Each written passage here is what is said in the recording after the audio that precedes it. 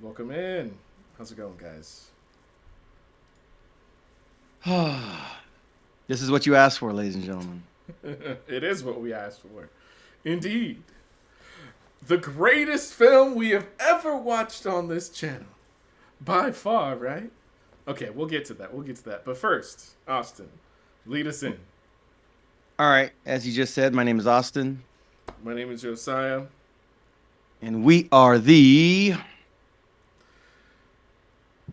Super Cinema Bros. Oh boy, here we go. Super Cinema Bros! Uh, Yes! all That's who right, we are. Mm-hmm.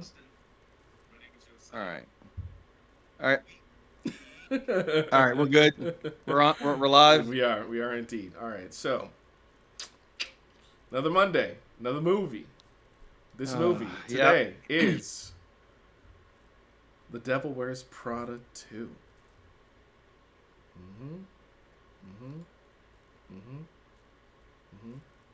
This was our number one requested movie on this channel. No, you guys don't request movies, so we could probably say that for everything. Anyways, how you doing, man? I'm hanging in there. I'm doing all right. Mm-hmm. Mm-hmm. Okay. Yeah, fine. I'm good. I'm ready. I'm ready to discuss things. There'll be a lot to discuss.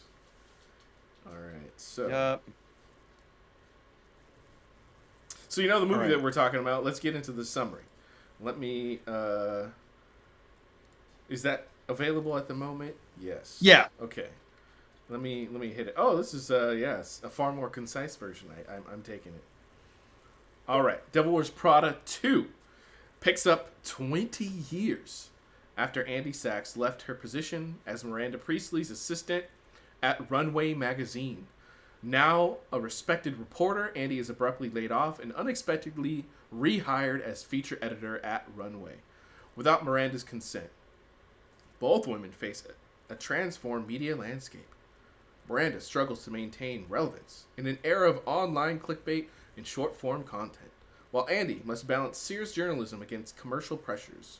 When Andy's former coworker Emily re-enters their lives and corporate changes threaten Runway's existence, old rivalries resurface amid existential crises to the magazine. Now the psychological breakdown of the film. The film explores adaptation and integrity in rapidly changing industries. As Miranda's once absolute authority is constrained by modern corporate realities, and Andy grapples with what audiences actually consume versus the journalism she values, the story examines whether quality and vision can survive in algorithm driven media.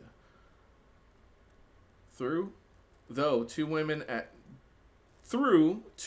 different career stages navigating an industry with new rules, it asks whether we can preserve what matters while embracing necessary change and what we owe those who shaped us even through difficult relationships.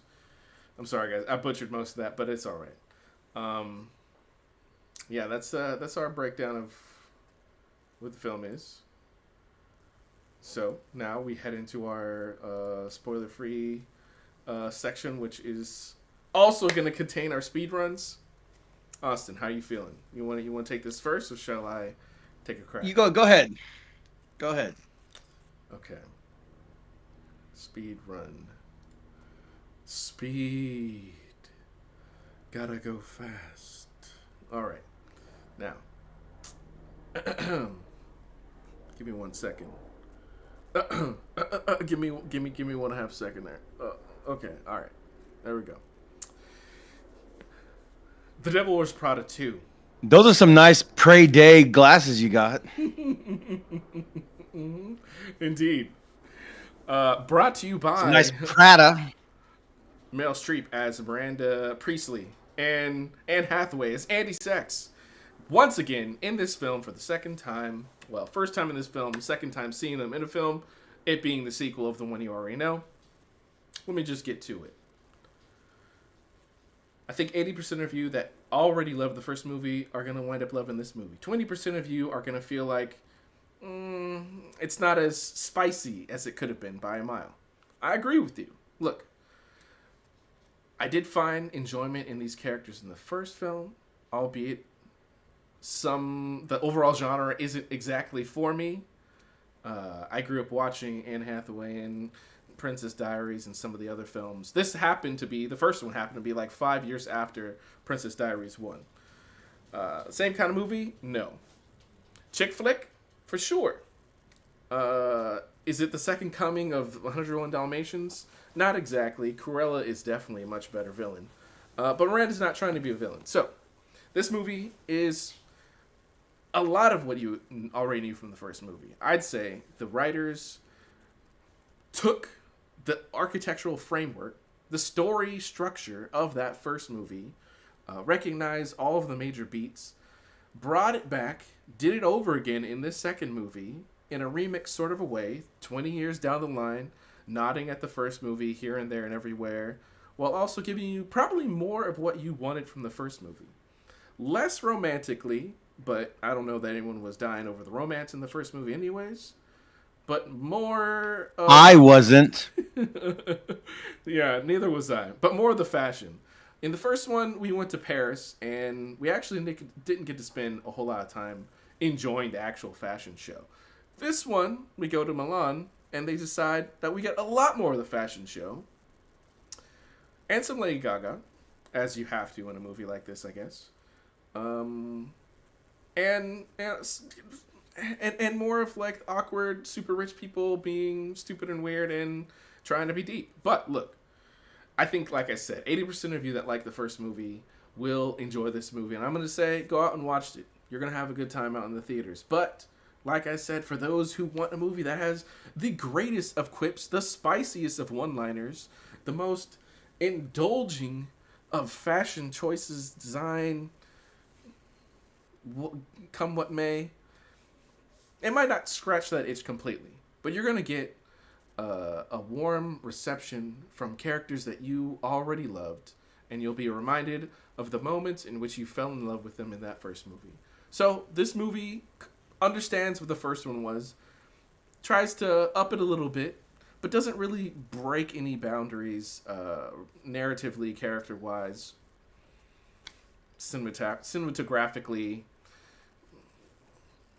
any specific way. You know what I'm talking about. All right, so if you don't like the first movie, if you don't like the idea of the first movie in any way, shape, or form, check this out on streaming. If you're madly in love with the first movie, go out to the theaters.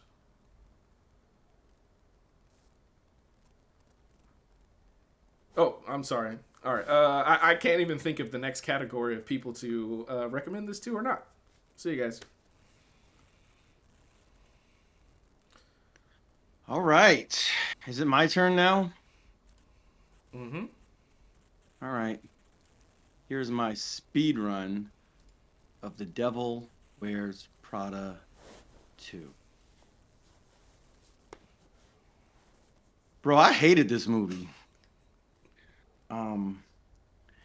The Devil Wears Prada 2, aka also known as Curious George, for adult women who are delusional and excessively basic. This movie, what was that? Who were you talking basic, about? so basic. Oh, okay, yeah, I got it. Women who are basic. Goodness, you're so basic. Why are you so basic? This movie is made for you if you are also delusional. I'm gonna get into like why that is, but this is a speed run, so I'll say this much. Curious George is a cartoon where a monkey does a bunch of crazy, silly things, and at the end of the episode, it all just kind of works out in his favor. It's got a man in high fashion as well. Don't forget that. Yeah. And my mother, to her great credit, she saw that and realized that that's teaching kids bad lessons, that there aren't really consequences for bad actions, that everything's just going to work out positively in the end. My mother, in her great wisdom, in her exceeding morality, realized that's a bad message to teach very young children. And so she prevented me and kind of forbade me from watching that as a very young child. To her great credit, I really thank the Lord for the wisdom of my mother, a beautiful, amazing woman. Um, I wish that this film depicted women with a tenth uh, the grandeur and the wisdom and the morality of my mother. It might have been watchable if they'd done that. They chose to go in other directions. This movie is, I don't know, Feminism Brain Rot, the movie, part two. Um, the Feminism Brain Rot, Brain Worms Attack. This teaches women every wrong lesson about the world and how it operates. And I feel like this movie and its writers and its directors and its producers don't take women seriously. They don't take their intelligence seriously. And they don't think that they're anything more than gullible rubes. And so I resent the movie for that. Um, if you like the first one, God help you, but you'll probably like this one too. This is definitely on the scale of see it, stream it, skip it. Um, I would put this one in the category of please forget that it ever existed. Um, thank you. Back to you, Josiah. All right. And we're done. Oh my gosh, I forgot. Dang it. What did you forget? I was gonna hit record to do a recording here. That's all right.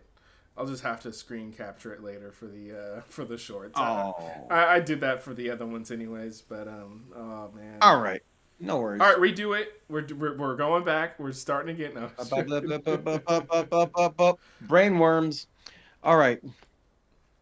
So, is there anything that you want to get into before we go into the spoiler territory? Well, there is the possibility, if you're at all interested, in giving a quick, hopefully quick breakdown, quick discussion of your thoughts on the first movie, or if you feel like you just want to talk about the first movie and the second movie combined, and that's good for you. Yeah, it's basically the same movie, more or less. Okay, all right. We can just discuss it all in one go. Yeah.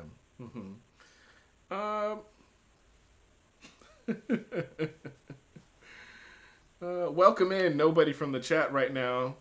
Anyways, I'm being stupid. All right. Look. Oh, look. So look, hey man, we wanted to take honestly, this seemed like it was the biggest movie for this weekend. And I think it actually is, box office wise. I'm sure when and if Keep It Real drops on here, he'll hook us up with those details. I sure hope so. Mm-hmm. And I'm excited for that. Sounds like he's actually doing very well for I think it's Disney, right? Globally,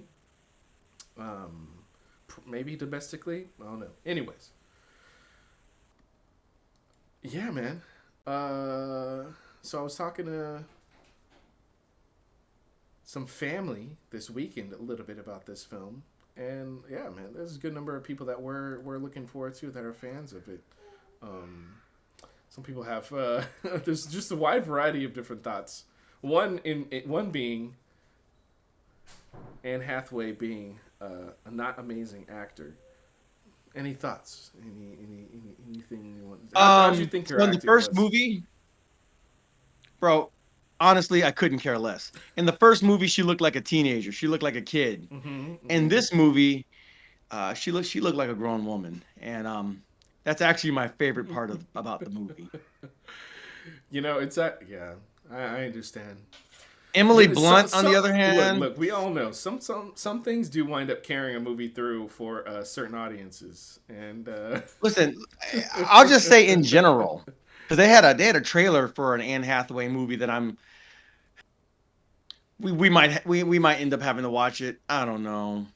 It's like horror, whatever. Oh, Mother Mary or something like that, right? Yeah, something. Mm, okay. But she Possibly. looks gorgeous. Yeah. Hmm. Um, sometimes women of a certain complexion, uh, as the stereotypes go and as reality might reflect in some cases, um, may age more or less gracefully than other folks of, say, a different complexion. Hmm. Hmm. Hmm. Having said that, again, Anne Hathaway is looking like she's in her prime right now, as far as just being a mature woman and just, I think I told you the other day, like she grew into her face. Um, it's true though.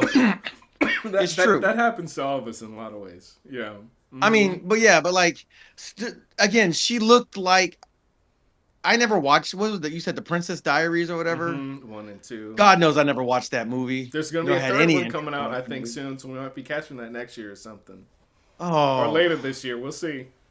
oh, You pray that it oh, just comes out the weekend of Dune's Day, so we have to watch Avengers and Dune instead of that movie yeah. or something. Oh, pray to God. But you know what? Like, yeah, no, she's looking beautiful. Mm-hmm. Beautiful. I was like, wow, okay. I mean, she's still goofy. Mm-hmm. Um, Yeah, is she a good 20. actress? Mm, mm, I,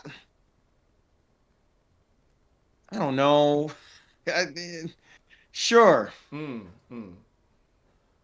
Yeah, Um, could you feel the 20-year jump between these two movies? I felt like even from just like a cinema execution standpoint, like definitely there. This is yeah, more modern more drone techniques. footage, Yeah, more drone drone footage of footage. the world's most drone footage city in the world, New York Mm-hmm, City. mm-hmm, mm-hmm. Um, I feel oh like there yeah. were some more Besides, artsy esque shots in the first one. So yeah, we probably. actually just watched the first one recently this past week, so relatively fresh on our minds. I saw it Thursday night, and then I saw the sequel here Yeah. Friday night.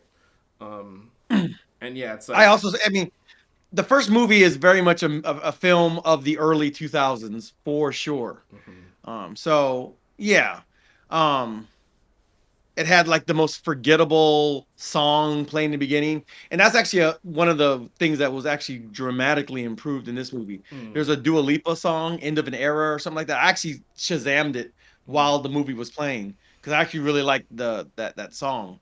I like Dua Dua Lipa. Dua's cool. Yeah. I like Dua Lipa. She's pretty cool. Mm-hmm, The songs that I've heard, like just as far as her musically, I mm-hmm, tend to find her sound appealing. mm-hmm, So the fact that they opened with the Dua Lipa song was good. Um, because it's a New York fashion movie. At some point, they're gonna have Madonna's Vogue. It's an iconic song. I get it, but mm, it's fine. mm-hmm. Yeah. Um, All right. Well. it is the iconic song for the runway, so it's fine. Mm, mm-hmm. Um, okay, so anything else before we get into spoiler territory? Yeah. Let me. I feel like I maybe wasn't clear enough myself in my like, see it, watch it, stream it. No, no, yeah, that's what we said, right? See it, You watch it, said to go stream it. see it if you like the first one, Yeah, I so guess I I guess did. that counts as a see it. Mm-hmm. Mm-hmm. Yeah. I guess I did already say like I think both of the movies are like primarily what you think they are on the surface, with a small asterisk. I was saying, expecting Miranda to be like way more vicious overall, but in both the movies, especially going into the first movie. I just, people had painted this picture of her being just like absolutely like as the title wants you to believe, like devilish and evil, and how she just eviscerates and takes down everybody in any way, shape, or form. That she was basically a live action version of Cruella Deville, as she's like pushing to steal the Dalmatians and stuff like that. Yeah. And she's definitely not like that. So I mean, she's not the same level of god awful as the first movie. Sure, sure, but but it's still not much. Anyways, like that's all I'm saying. If you want it, the intensity of that to let go up between these movies is not what's going to happen. It's probably going to be in the opposite even. So, yeah, I don't think this is the kind of film that you go and see because it's like, oh man, they took like some big chances and made it extremely spicy and quippy and amazing in that regard. So beyond that, yeah, we can skip on over to our spoiler section. So we're not like trying to hold ourselves back in talking about this film. All right. Are we good? Yeah, All I'm right. good with it. So, ladies and gentlemen, um, we are going into spoiler territory for the film The Devil Wears Prada 2. If you do not wish to be spoiled, then click off now or pause it. Come back and join us. Let us know what you think in the comment section if you have not seen the movie yet. And if you have not seen this movie yet, God bless you. And we're thankful for you. But if you have seen it and you want to go on your healing journey with us, then yeah, we will be spoiling the film. This is your spoiler alert, spoiler alert, spoiler alert, spoiler alert. We will be spoiling the film in 3, 2, 1. Spoiler section. Here we go. All right. Let's just get the likes out of the way. That shouldn't take too long. What did you like about this film, Josiah?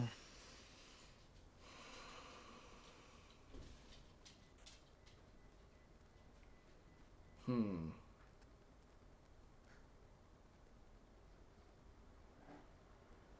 So this one specifically, um, I think that it understood the characters, who they were before. Oh man, but is that good? Okay, so the characters feel consistent. Now, do they feel like They've grown over 20 years, not specifically, but at the very least, it seems to be the writers read the first movie or watched the first movie, read the books. Well, I can't speak to the books in any way, shape, or form, so I'll just talk about the first movie, and the second movie here. Other than the fact that they should be burned. It's entirely possible that those books are way worse or way better. Um, I'm guessing just a zero chance that it's exactly the same. Um, man, it's so funny. I'm like, all right. Like, So in principle, I'm I don't against. think either of the movies are as absolutely terrible as you do, from what I understand. No, but that Okay. partially I think is connected to me like going into the movie having an understanding of like what type of film it really is like. Not this is like barely a few steps above like TV drama, like soap opera that like this I guess let me just say this. I got an older sister uh who I love deeply, and I've spent a lot of time watching a wide variety of like chick flicks. This is not specifically that. This was more tolerable to me in a lot of ways than a number of chick flicks that I watched. It does neither of them go like all that deep into the romance section of things, which is like which is mostly for the better. The first one spends way too much time in that regard, and it's partially I don't know, a fruit of it being a 2000s movie. This movie has that obligatory like romance stuff as well, but thankfully it's a much smaller part of the film. Um,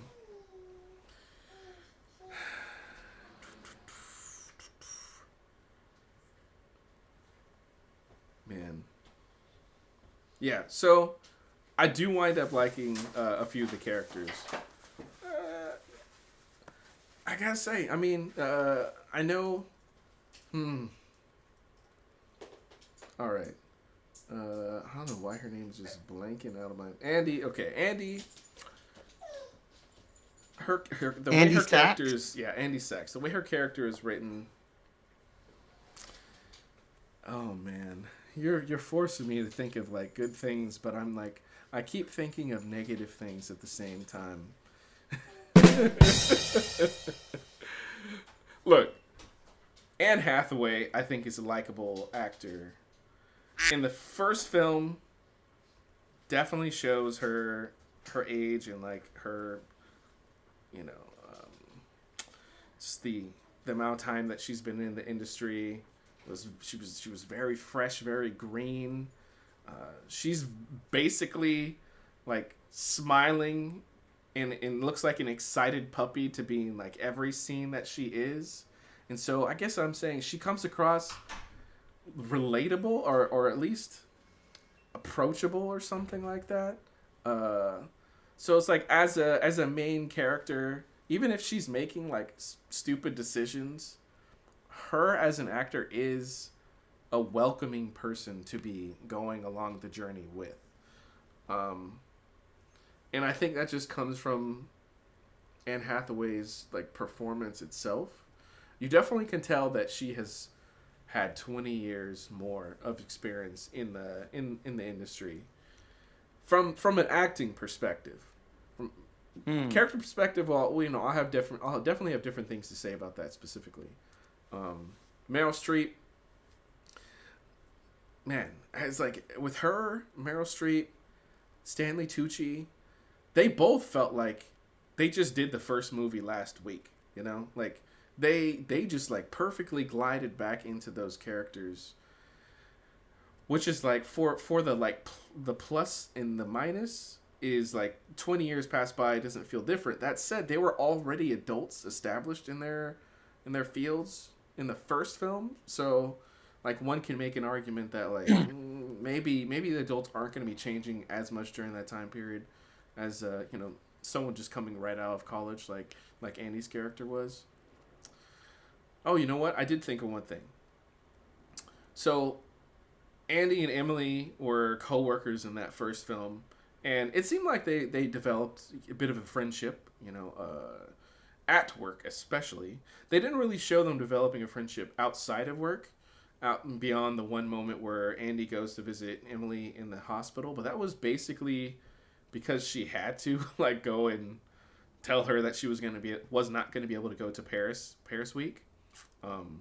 They made it really convenient for her that she wound up getting into an accident and couldn't go basically anyways. But I'll digress a little bit in that regard later.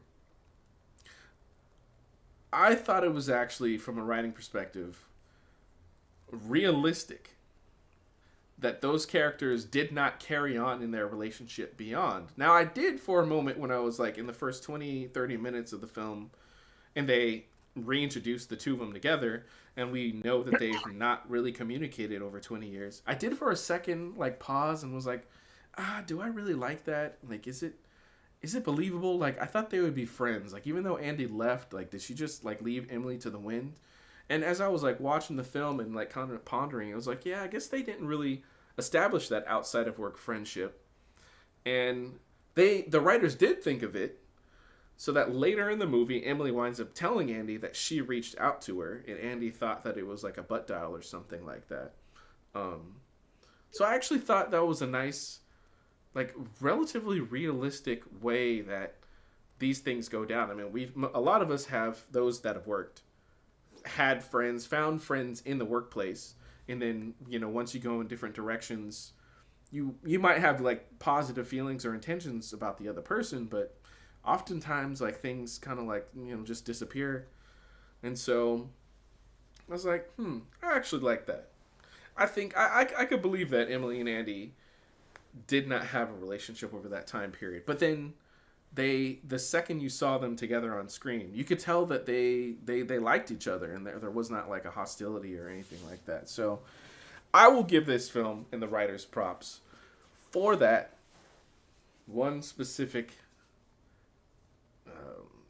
expression of real adult relationships in the movie. And look, to some degree, I mean, I already like Stanley Tucci as an actor. Tucci gang. Uh-huh. Yeah. He was the guy from the Hunger Games. Mm-hmm. That's right.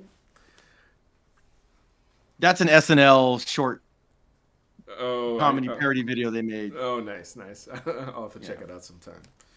Um, yeah, like, look, the relationships and the relationship dynamics that you probably liked from the first movie, specifically being like Andy and Nigel, it's still there in this movie. It continues it on. So overall, like both of the movies have a level of like feel good in their relationship dynamics, especially with like the main crew of actors, Andy, Nigel, Emily, Miranda in her own way. I think they did recapture that in this film. Um, so yeah, there are a number of other things that I don't like, but the last thing I will say of things that I liked, um, I was real split at the moment that it happened. But you know what? I appreciate the film for just killing off that old man when they did, like in the middle of his birthday celebration. Cause like it was starting to go on, like the movie was starting to be like, okay, yeah, things are going, but where's it going? It's not really going. To then just like have that man like pass out in the middle of his birthday celebration, die, crash through a table. I'm like, you know what? I give you props. You guys are like, let's get this going. Come on, come on. We're taking too much time. Let's get on to the next chapter. I was like, I appreciate a level of self awareness that to some degree that the writers had in that regard. So, yeah, let me bounce it over to you. I'll probably think of some positives along the way, but yeah, let's get to you first. Um, okay, I don't know if this is a positive or just like something I was a little bit surprised about, and it surrounds Stanley Tucci's character, Irv. I'm surprised, and this is true of both Stanley movies. Tucci's? I th- Yeah, yeah, Stanley Tucci. I think his name is Irv. I think it's Irvin. Is it Nigel? I thought it was Nigel. Maybe I'm No, misremembering. I'm not sure. It could be, Yeah. but I'm surprised that the writers like resisted the urge to give his character um basically like a gay subplot. Mm, His sexuality is actually pretty ambiguous. They're not interested in like delving into that, and I'm actually cool with that. Like, mm-hmm. Mm-hmm. I don't need to know. So I mean, either he is like of the non hyper flamboyant variety, more of like like a classical, the way like gay men used to conduct themselves in like the 60s and 70s, more like Gore Vidal or something like that. They were public intellectuals who happened to, have that kind of private life aspect to them, but they weren't broadcasting it, putting it in your face constantly.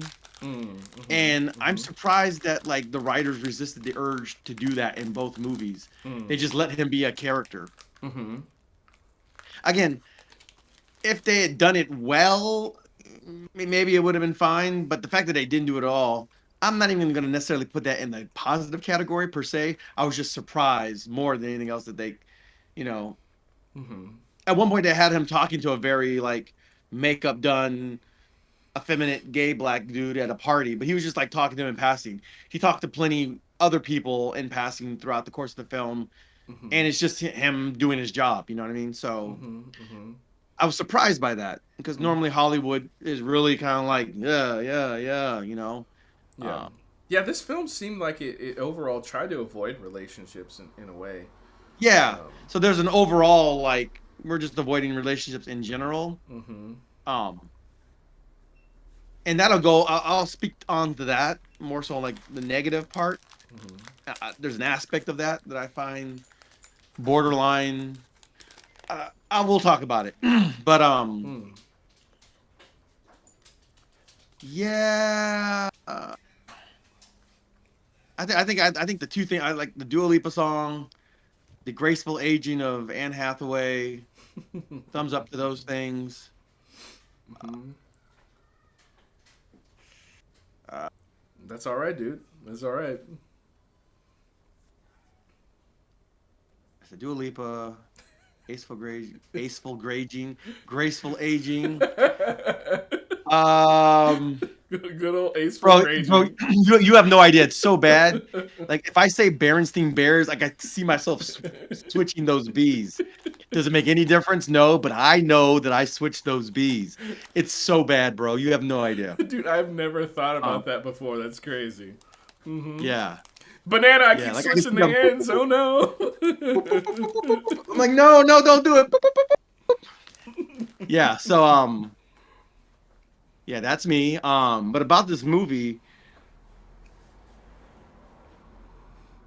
yeah, it's just a story of like awful, horrible, miserable people being awful, horrible, and miserable.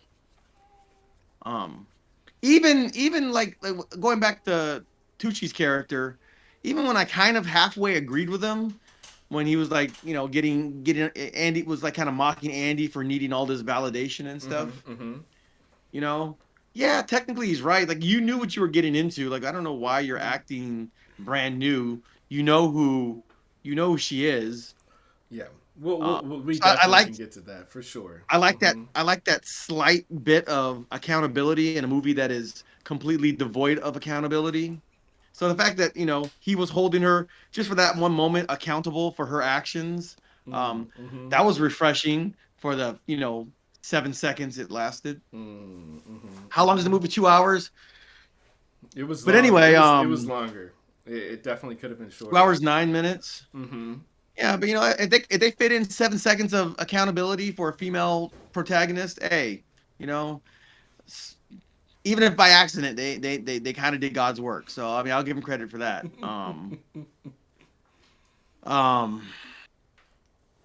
yeah, that's about it. Well, actually, okay, so um, I almost feel like they kept like the high fashion elements of it almost to a minimum. Like nobody was wearing, for the most part. There's a couple instances, right, where the person's wearing like a big blow up thing, the big blow up Oh outfit. yeah, when they're like looking at the designing the outfit or whatever. Yeah. Yeah. Okay, Mhm. so I guess I'll put this in the positive category. For context, for some reason, we live in a world now where somehow, some way, Tucker Carlson on certain subjects has somehow become a voice of reason. Don't ask me how we got to this. And he's interviewing Milo Yiannopoulos. Again, Milo Yiannopoulos has had a personal transformation, religious, spiritual transformation. He's now a practicing Catholic, and he renounces his former lifestyle. Hmm. He was like the, aggressively homosexual Republican, log Hmm. cabin Republican type, right? And he has walked away from all of that. Hmm. During that like 2 hour long interview, they covered all kinds of topics. One of the topics was fashion, and this is what Milo was saying. So I'm because I don't belong to the LGBT world and I don't belong to the fashion world. I'm just gonna take his word for it. I, I was just listening to what he was saying. I was receiving what he was saying, Hmm. not having enough context or information myself to agree or Hmm. disagree one way or the other. Hmm. So take it with a grain of salt. But what he was essentially saying in his conversation was that, like Tucker was asking, like, why is so much of high fashion so ugly, right? How come, like, why are the women so like, they look like heroin addicts? They look so stick figure thin, Hmm. like they don't look like real people in the real world. Mhm. Why is the fashion and the clothing so ugly? Mhm. And what Milo was essentially surmising was that it's a bunch of bitter, angry gay men who, because they can never be women themselves, go out of their way to make women look as ugly and gross as possible and unattractive and non-feminine as possible Hmm. by having them wear these gaudy, ridiculous pieces of clothing or stuff that's just flat out ugly, right? It's kind of the equivalent of like women giving other women horrible dating advice because they don't want Hmm. them to be competitive or they want to steal their man, and so they Oof. just give each other garbage advice, All right. right? And that's basically his way of like, and again, that I don't think he said that part specifically. I've just heard people talk about that. I've heard women talk about that, right?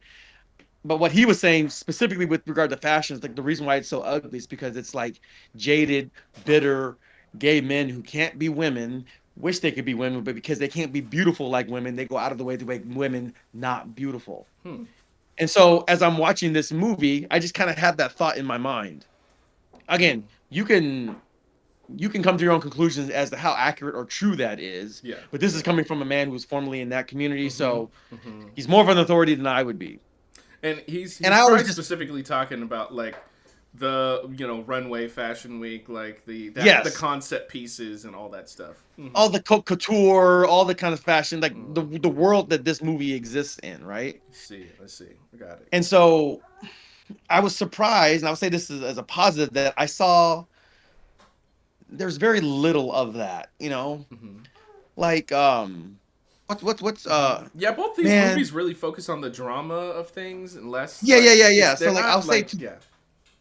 to the credit, like what you see is just for the most part just kind of generally normal, stylish, like then just dressing very stylishly, right? Mm-hmm. Um, is that attractive?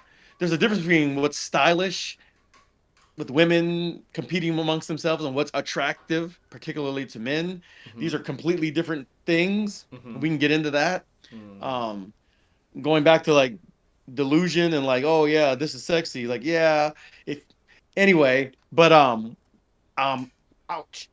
But bang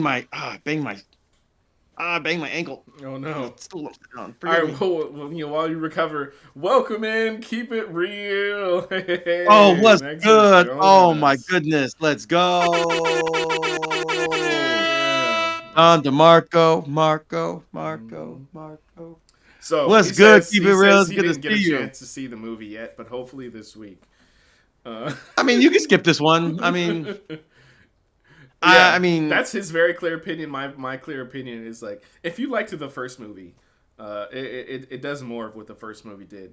Um, if you want something completely yeah, brand new, maybe not.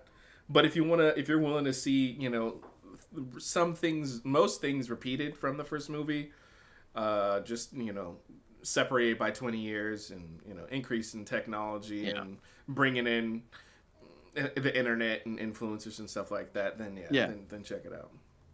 Okay, but going back to my point, like Yeah. most of the stuff that was worn, Meryl Streep, there's a couple scenes where she's wearing some hideous jackets.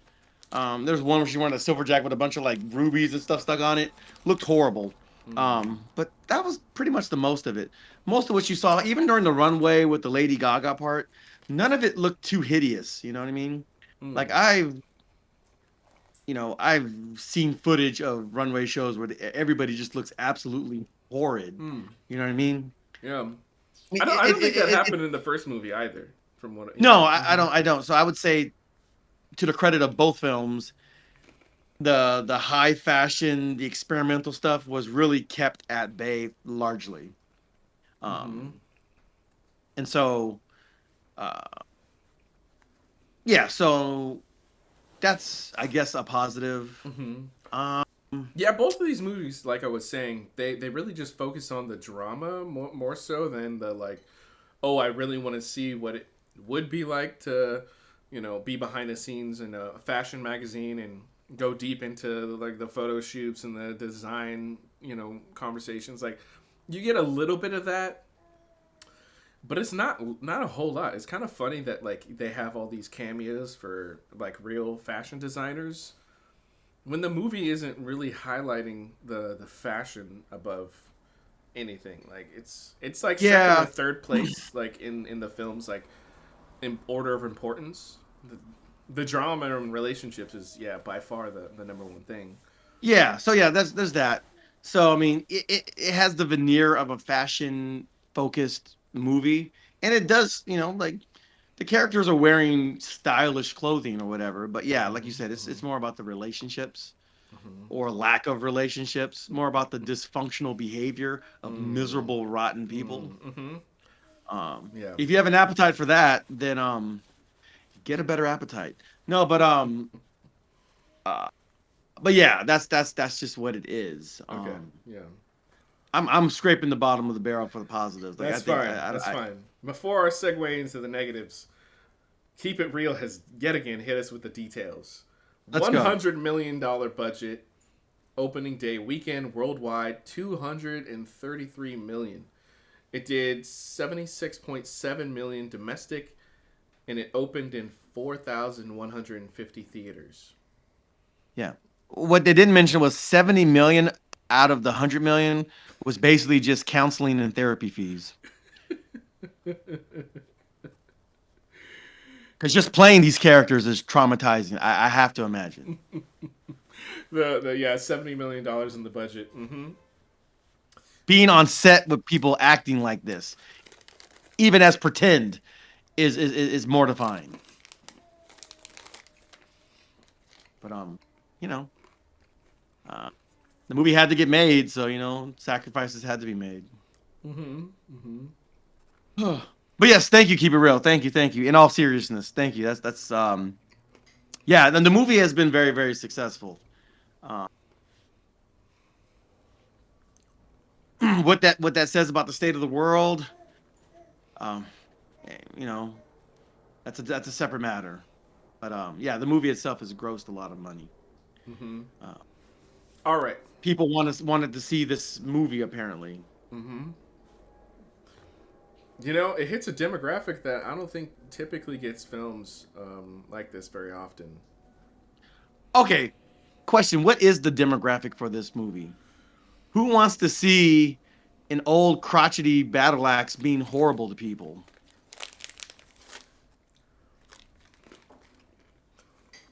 The same group of people that love watching or participating in gossip, you know? Oh,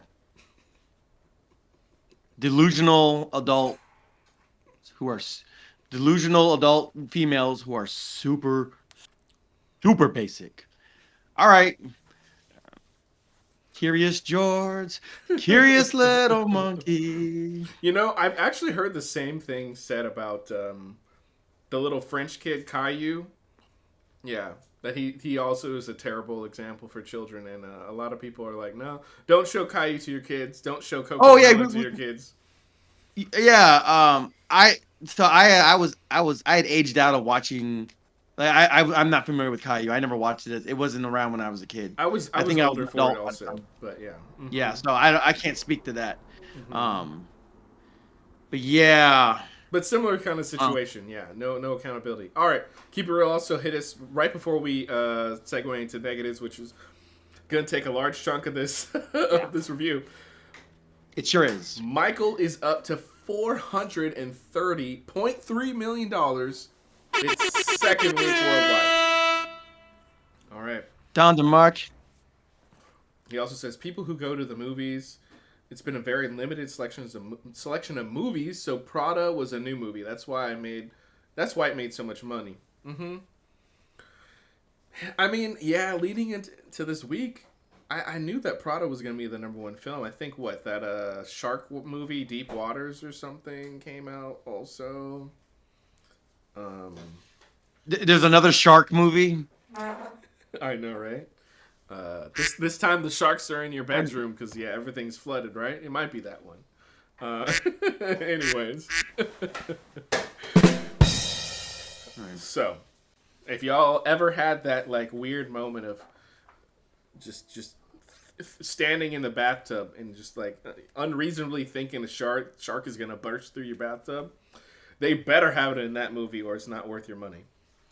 Okay. And it wasn't a Sharknado movie. It's not a Sharknado movie. It's not. They somehow stopped making Sharknado, I think.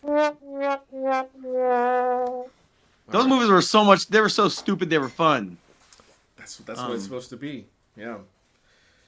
All right, Austin, open us up in this negative section. Take us All right. into the world beyond. Okay. So talking with my friend Matt, and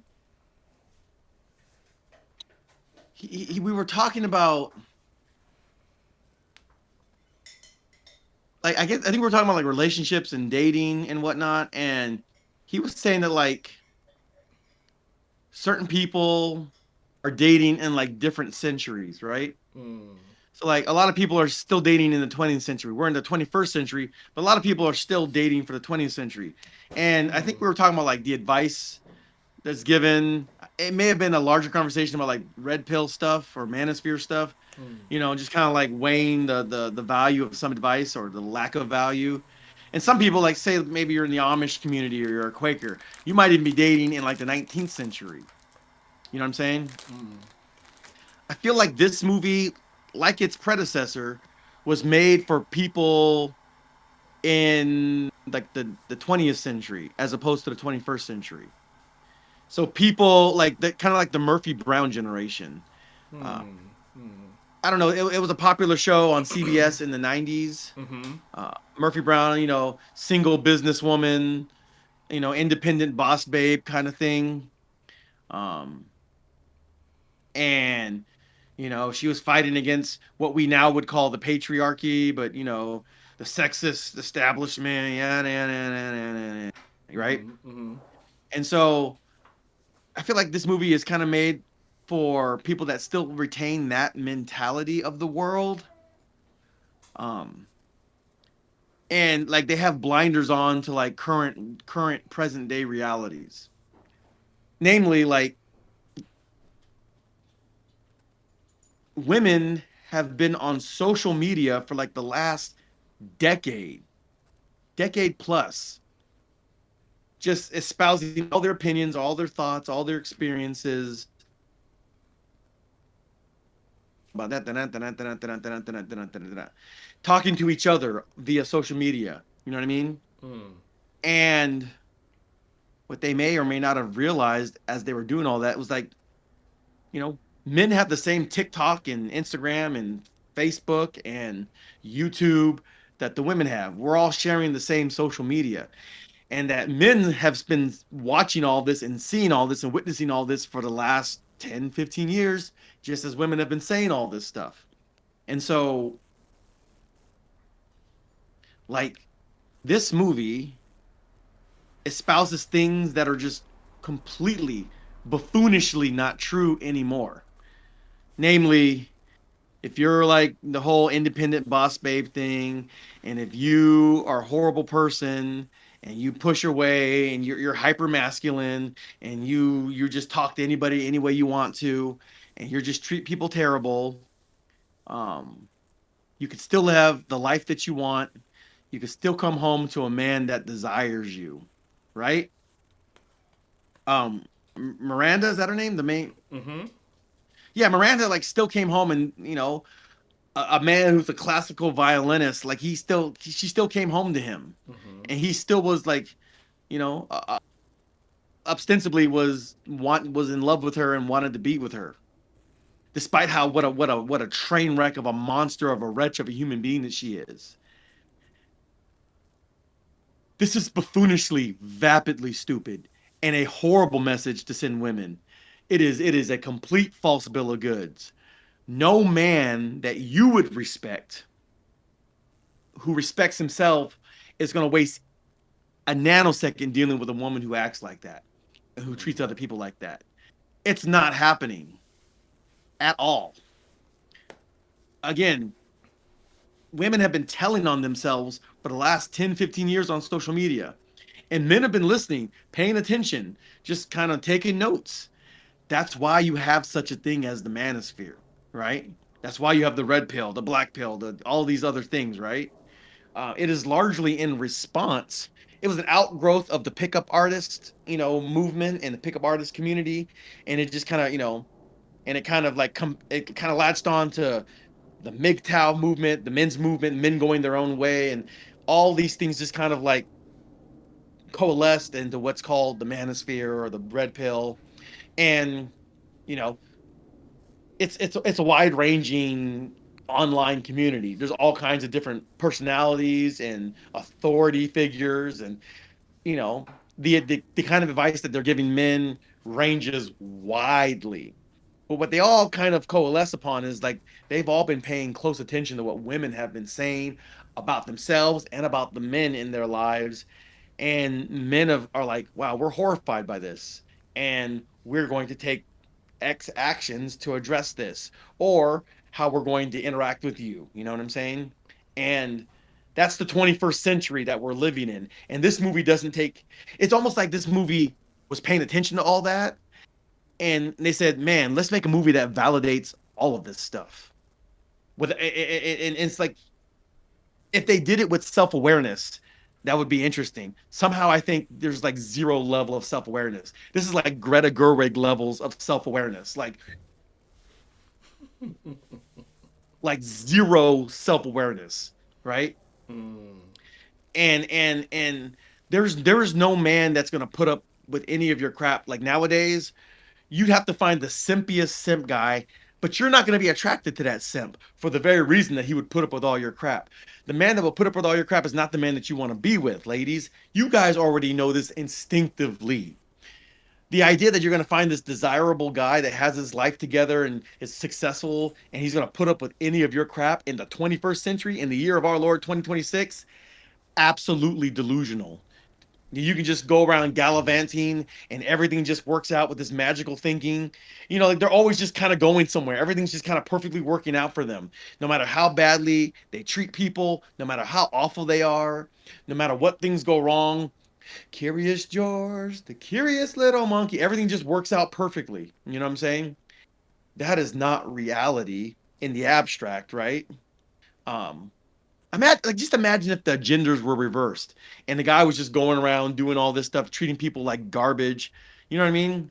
Um, and then everything just worked out perfectly. Like imagine if the Wolf of Wall Street had a really, really happy ending and everything just worked out perfectly.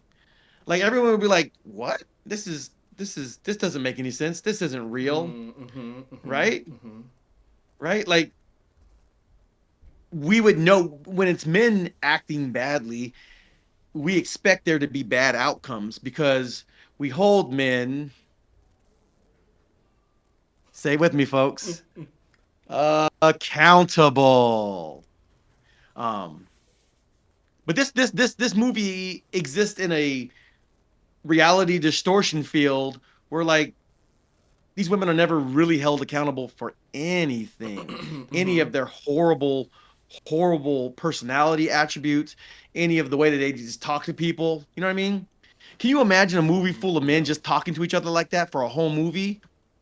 No, you're gonna talk like you might talk like that for about 5 minutes, and then we're not talking anymore. Yeah. You Totally get know, what you it's mean. Fight Mm-hmm. Club. You know what I'm Yeah, saying? yeah, yeah, yeah. Keep it real is definitely agreeing with a good amount of what you're saying. He's bringing up that disrespect is what the world wants to see. They don't want to see love. They want to see disrespect. And as long as they keep making these movies, more than likely they'll probably do well. Yeah, people want to see conflict, disrespect. They want to see, like I said, you asked the Now, demographic, gossip. now, People I want it. will credit this film in that like women will hang out with other women that they absolutely despise. They'll go on vacations, girl trips with them, and they'll just like pretend to be cool with each other, even though they absolutely despise each other and are backbiting and undercutting each other behind the scenes, right? Um, But Generally, there's if men do definitely that, yeah, exactly there's a reason why Real Housewives and all that stuff is oh yeah, yeah, so yeah, yeah. humongous. Mm-hmm. Just kind of like indirect, not really dealing with each other, you know, and just kind of backbiting and gossiping and destroying reputations behind the scenes, behind each other's backs.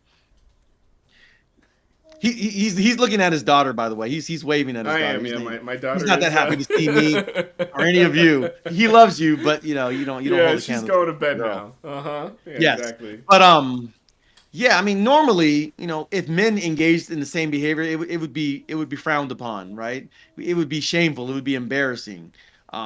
That's just the way the world is. You can make of that what you will, but like, Mm-hmm. just imagine if everything was reversed, you know, Mm-hmm. um, Mm-hmm. Mm-hmm. it would basically be like Mad Men. But So Mad Men, the undercurrent of Mad Men yeah. is like these people are all miserable, and none of these people are worth rooting for. Mm-hmm. Mad Men is a Mm-hmm. deconstruction of the idea that the Mm-hmm. 50s and 60s Mm-hmm. was America's greatest generation, and it was like this Mm-hmm. pinnacle of morality and American greatness.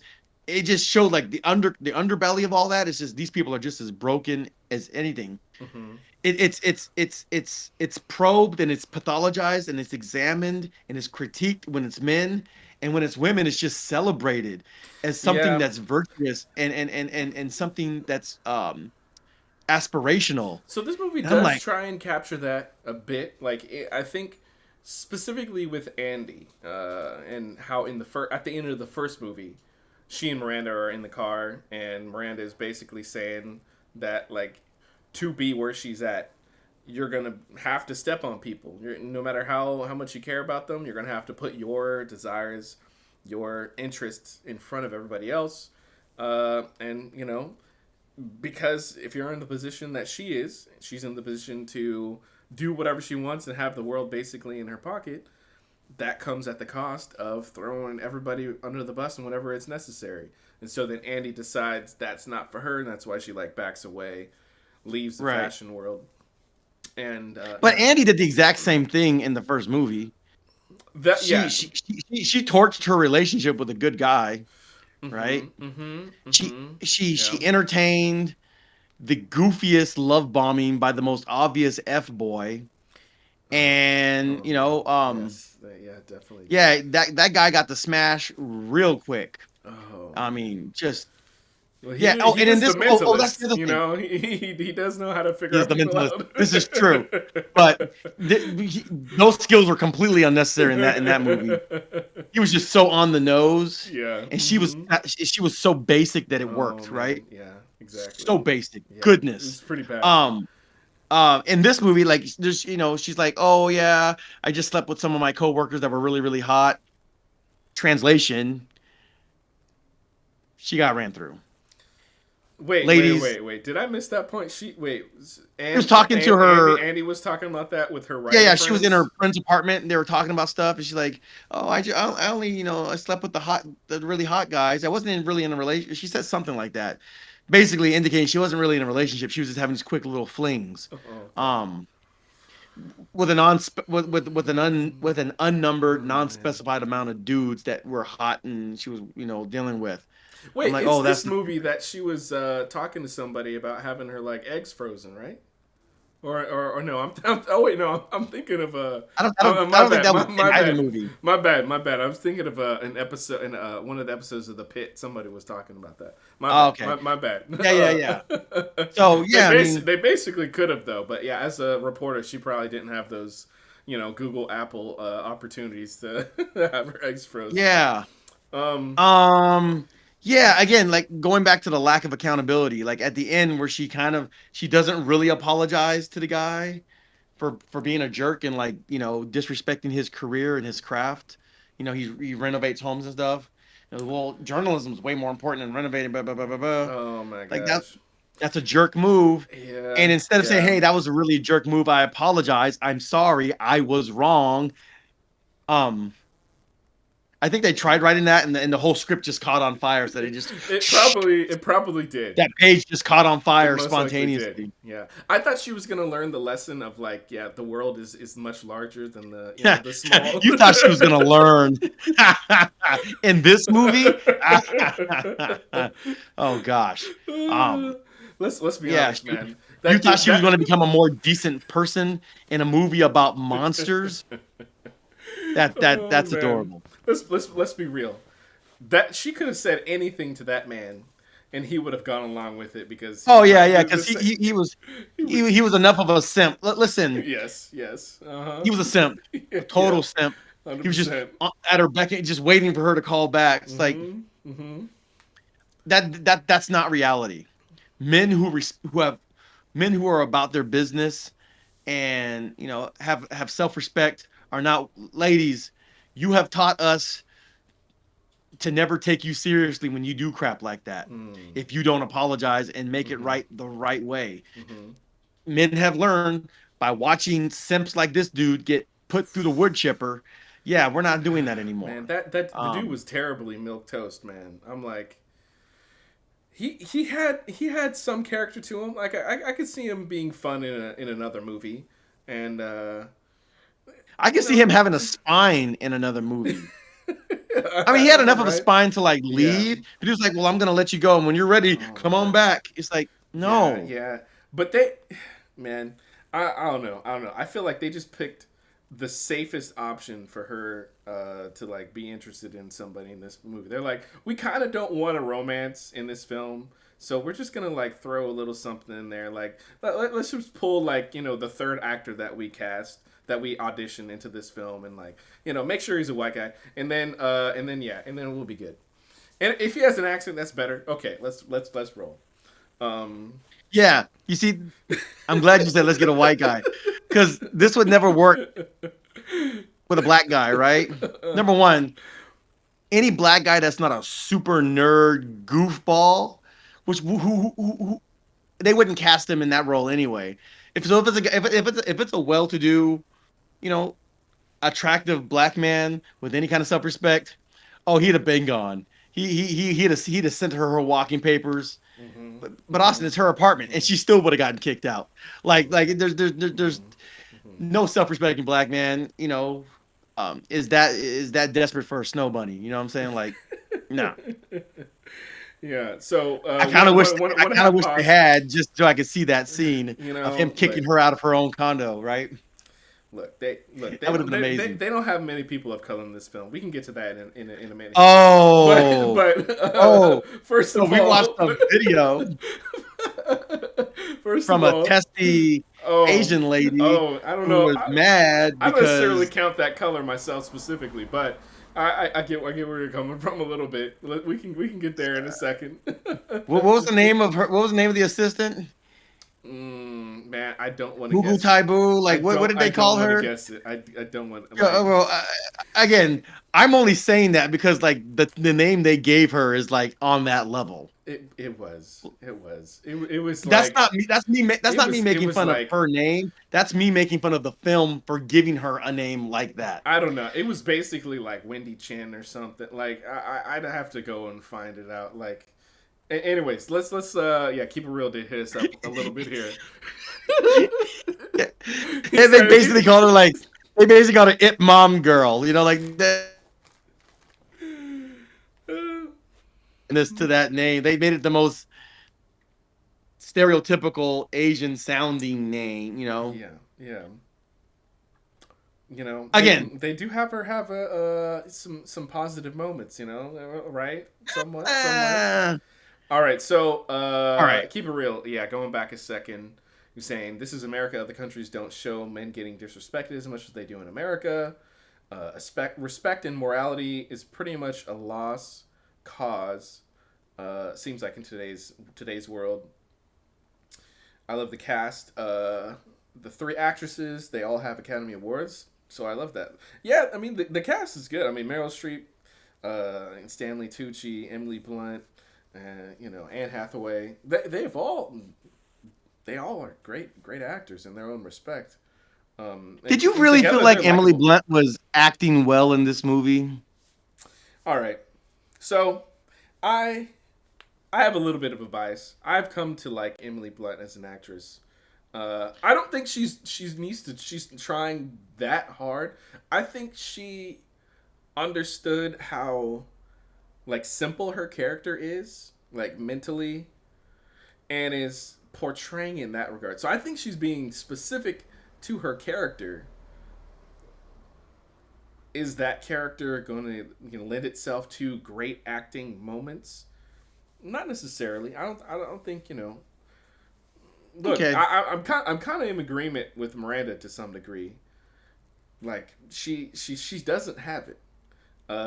Whether I fully believe in that, like, look, I want people to push for what they can, and I think there is positives in like recognizing your strengths and weaknesses. I do think it's entirely possible that Miranda, at the level that she was at, does and for 20, 30, 40 years, however long it's been, does have an understanding of like what it takes to be in that position. She might be right about Emily in that regard. Whether that's correct or not, whether it should be that way or not, whether the industry should allow Emily to be in that position or not, I could say differently possibly, but I think Miranda has a pretty good analysis of Emily, but that's how they've written them. At least, they've definitely written Emily as somebody who, man, I mean, she's trying real hard to go after what she wants, but to some degree, it's like not everybody's gonna be Michael Jordan, LeBron James, Kobe Bryant. Like, there are some ability caps and talent caps and caps at, how hard you try. Like, unfortunately, this is part of the world. Anyways, I digress a little bit. Yeah, the cast is entertaining to see together. I mean, that was what the strongest thing in the first movie, to be honest. It's the strongest thing in this movie overall.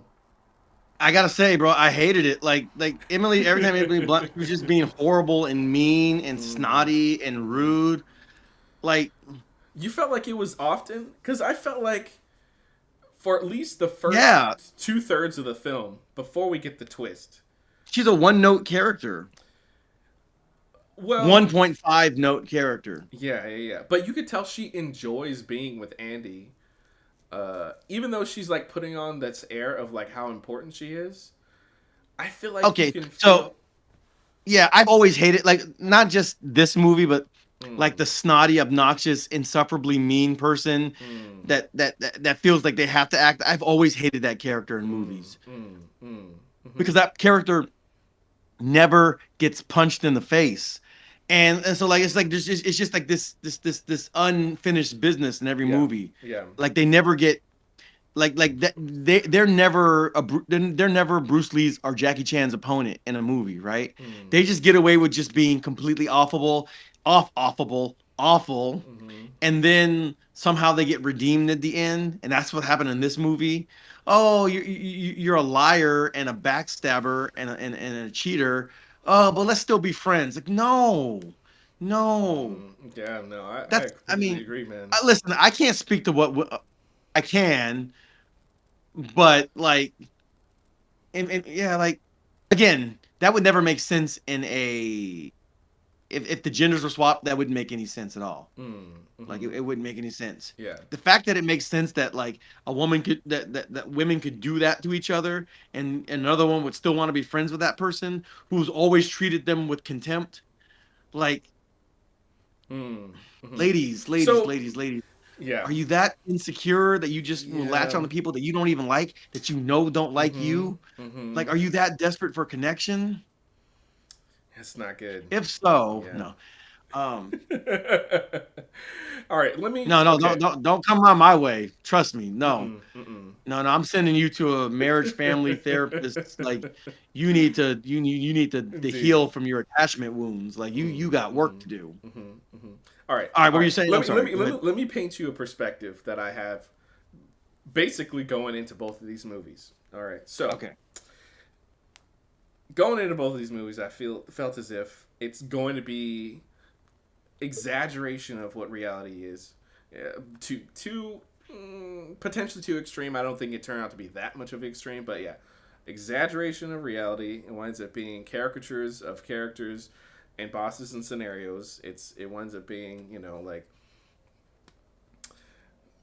girls having fun moments where they're going through a closet and picking out fun outfits and clothing and stuff like that. It's gonna be montages of seeing girls strutting around feeling good, and then having opposite moments where the girls are trying to check in with everybody on if they're seeing how intelligent and how stylish they are. Now, on another level, I see the film as this reminds me a bit of, and I'm glad you wind up bringing it up, Wolf of Wall Street and Scarface. Now, I know you're like, wait a second, why are you bringing up these two movies? It seems to have nothing to do with the situation. I promise you it does. In the regard of, those are two movies that are both cautionary tales of how things should not go. And like you did point out, things end horribly for them in the end, okay? And that's the entire point. But we have entire groups of people that absolutely adore those characters and want to embody them, okay? Embody the horrible, terrible human beings that are successful, because they're looking at the success, they're looking at like the positive things, the money, the sex, the drugs, whatever it is, and they want that thing. They want that lifestyle, they want to be respected, all that. Okay. So, But those end terribly for those people. But this movie, I see it as a female version of that, except because there's a certain audience connected to it, potentially being women. They want to end it in a more happy way by the end. So they have to try to inject some little amount of things not going well, which is in the first movie, Miranda getting divorced and Miranda and Andy stepping away from it, trying to be a respectable human being, and Miranda basically living in the vacuum of a cesspool of people because she loves it. Okay, so I in a way, I wish this movie went in a far different direction than it actually did, and I don't fully understand why Andy's character wanted to step back into it, outside of the fact that she like you could tell she actually loved being in that industry. So like as much as she wants to like virtue signal that like, oh, this is horrible, like how could you be a person that steps on other people, she still winds up being somebody that finds her validation within that world. So anyways, that's the picture I'm trying to paint. That I see these movies as like caricature, the epitome of I want to see train crash on in slow motion. I want to see gossip on screen. Like I don't think the movie's trying to take it seriously, and I don't think the audience really absorbs in these movies and likes these movies in that way. It's like live action cartoon. Like I keep on bringing up Cruella, who is technically still a better character than these, but like people want to see bad people doing crazy things. Anyways. Hmm. Hmm. Hmm. I mean, okay, in fairness, it's called The Devil Wears Prada. Mm-hmm. So,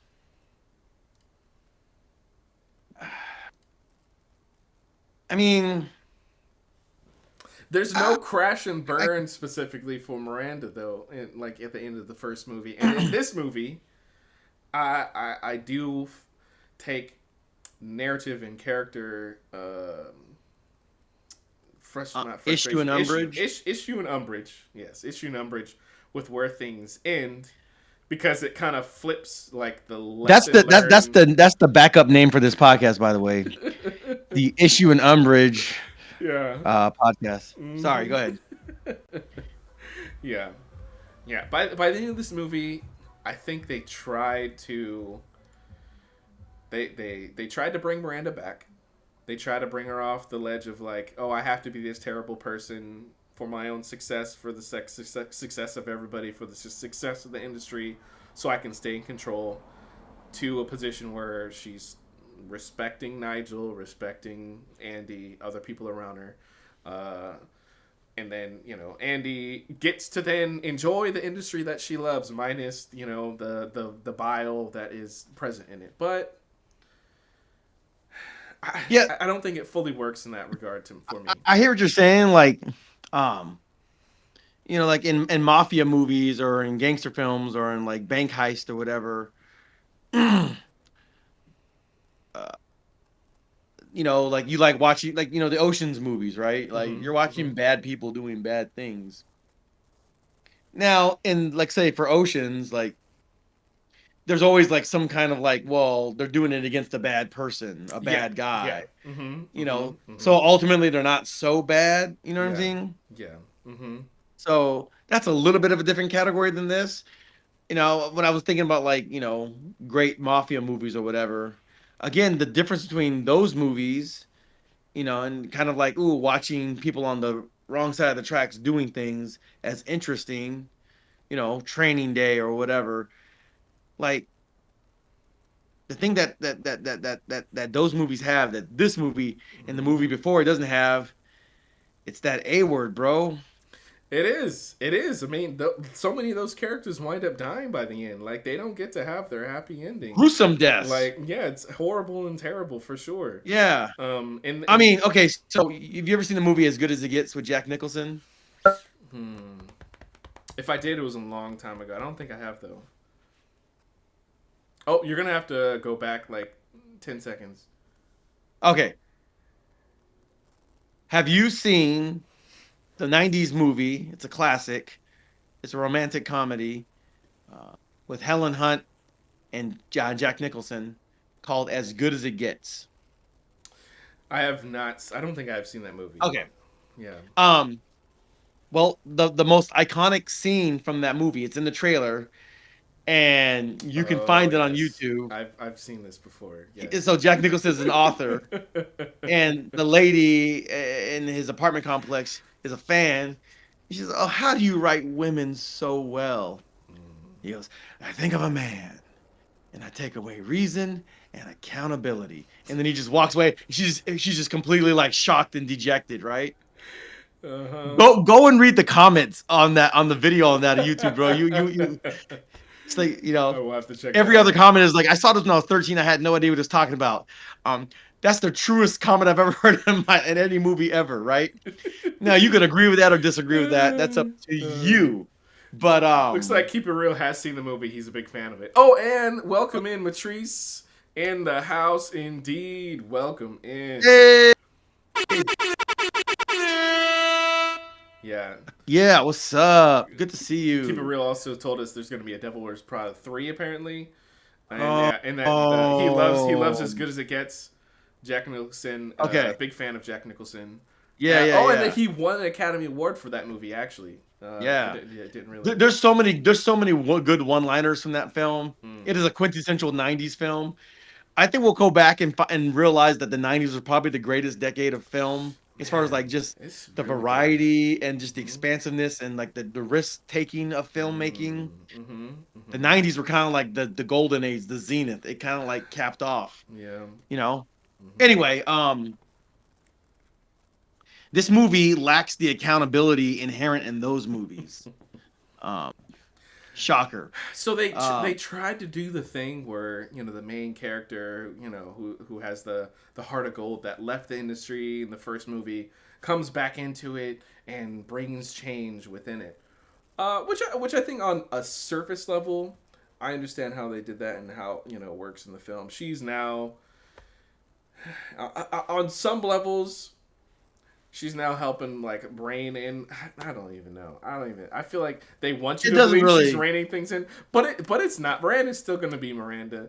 Like Nigel's still gonna get walked over whenever it's necessary. Like the fact that she's now like third partner in this company, and that she was, oh man, bro, like it would be so nice to be like working at a company, lose your job, and then somebody from another company's like, oh, I'm gonna swing on in here, throw a cushion under you, bring you into the company, and then after like just a few months, you're a partner of the company all of a sudden. Yeah, like oh my gosh, like dude, Andy got it so nice in this film. Like, what? Delusional reality distortion field because you basic. That's what the filmmakers think about you, ladies. I'm just letting you know. I didn't make the film. Don't come for me. They clearly don't take you seriously or respect your intelligence Mm-hmm. because they're not making a movie that is in any way grounded in reality or the real world, Mm-hmm. right? Mm-hmm. Yeah, Um, we're supposed to feel like, oh man, those rich businessmen, they really got it. Their deal fell under. Like Emily and what's his face that plays? I think he played Mr. House in Fallout or whatever. Who cares what his name is right now at the moment? It's like, oh no, they lost their deal. They're not taking over one runway, and then guy from the office is like, oh, okay, yeah, his father died, and now he's running things. Cool, he's gonna sweep on in and do whatever he oh, is wants, that and then like BJ Novak, his yeah, character? BJ Novak. Uh, Sometimes I'm like, bro, I thought you were a way better actor than you are, but like you oh, somehow hey are guys, not. You somehow are persons. Oh gosh, that wasn't funny the first time. By the fifth time, I just want him not to be in the movie anymore. Yes, yeah, I know, right? He contributes so little of substance. Yeah. Mm-hmm. He's just like the threadbare thread that connects Act Two to Act Three, basically. Yeah. Act Two Yeah. ends with the man dying, and then the guy, the owner dying, the CEO dying, and then his son takes over, and then he Mm-hmm. gets all the consultants from Kinsey or whatever, and it's just like, okay, Yeah. um, Matrice is saying the '90s are now uh, replicable now through. I am missing. I am messing up on how I'm reading this sentence. The '90s are not replicable now, though. You Oh, can't replicate the '90s cannot now. recable. Yeah, yeah, yeah. Can't No. recreate them. We have a different set of values from the current set of young girls. Yeah. Oh, Oh, we. say that again. Yeah, yeah. Oh, It's not good. It's not good. Our man, our generation running politics is not good, but it's getting worse each generation after. I don't know. listen. I don't know. Like I feel like this film is made to guarantee that the women watching it, that their daughters are going to get replaced by sex bots. That's what's going to happen. That's the dystopian transhumanist future that we are barreling towards. And if you find, again, they're not making this movie for the 21st century, right? This movie does not take into consideration the happiness index for women that gets worse every single year. It does not Mm, take into mm-hmm, consideration mm-hmm, um, that by 2030, 45% of women are going to be childless and unmarried, mm, and how like we talk about the male loneliness epidemic, which is real, and you need to pay attention to it. Sex bots, but like we're not even talking about the female loneliness epidemic.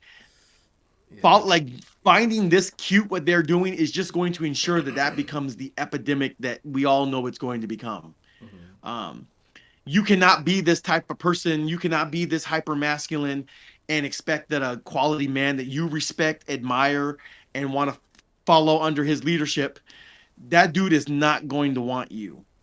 you know um we've gone from women playing hard to get to playing absolutely impossible to want. That's what this movie embodies. mm-hmm, It's they're still acting like this is like an episode of Murphy Brown or something like that. mm-hmm, Murphy Brown in real life is absolutely miserable. Her cats mm-hmm, don't even like her. Nobody tells you this until you hit 35, 37, and you don't have a husband and you don't have any children and you're mm-hmm, wondering what the heck you're doing with your life, and you squandered and you pissed away all your youth, turning away the best dudes that you could have ever gotten, and now you're wondering where all the good men are. They're out there, they just don't want you.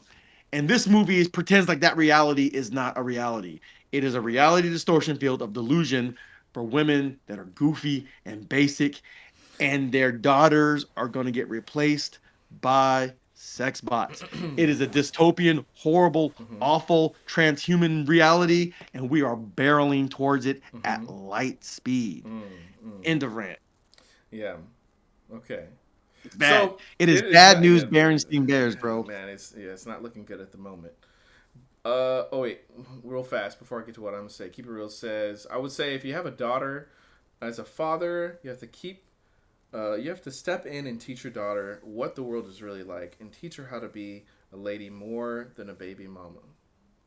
Oh, Man, oh, I'm that's a thinking about that bar. every day. Hmm. Let's go. Don DeMarco, Marco. Thinking about that every day. Yes, Yeah, me yes. too. Hmm. Uh, I don't have a daughter yet, I Lord was I was willing. I, starting with Christ as my example. Yeah, there's good baseline. Thankfully, when you start there. Now, okay.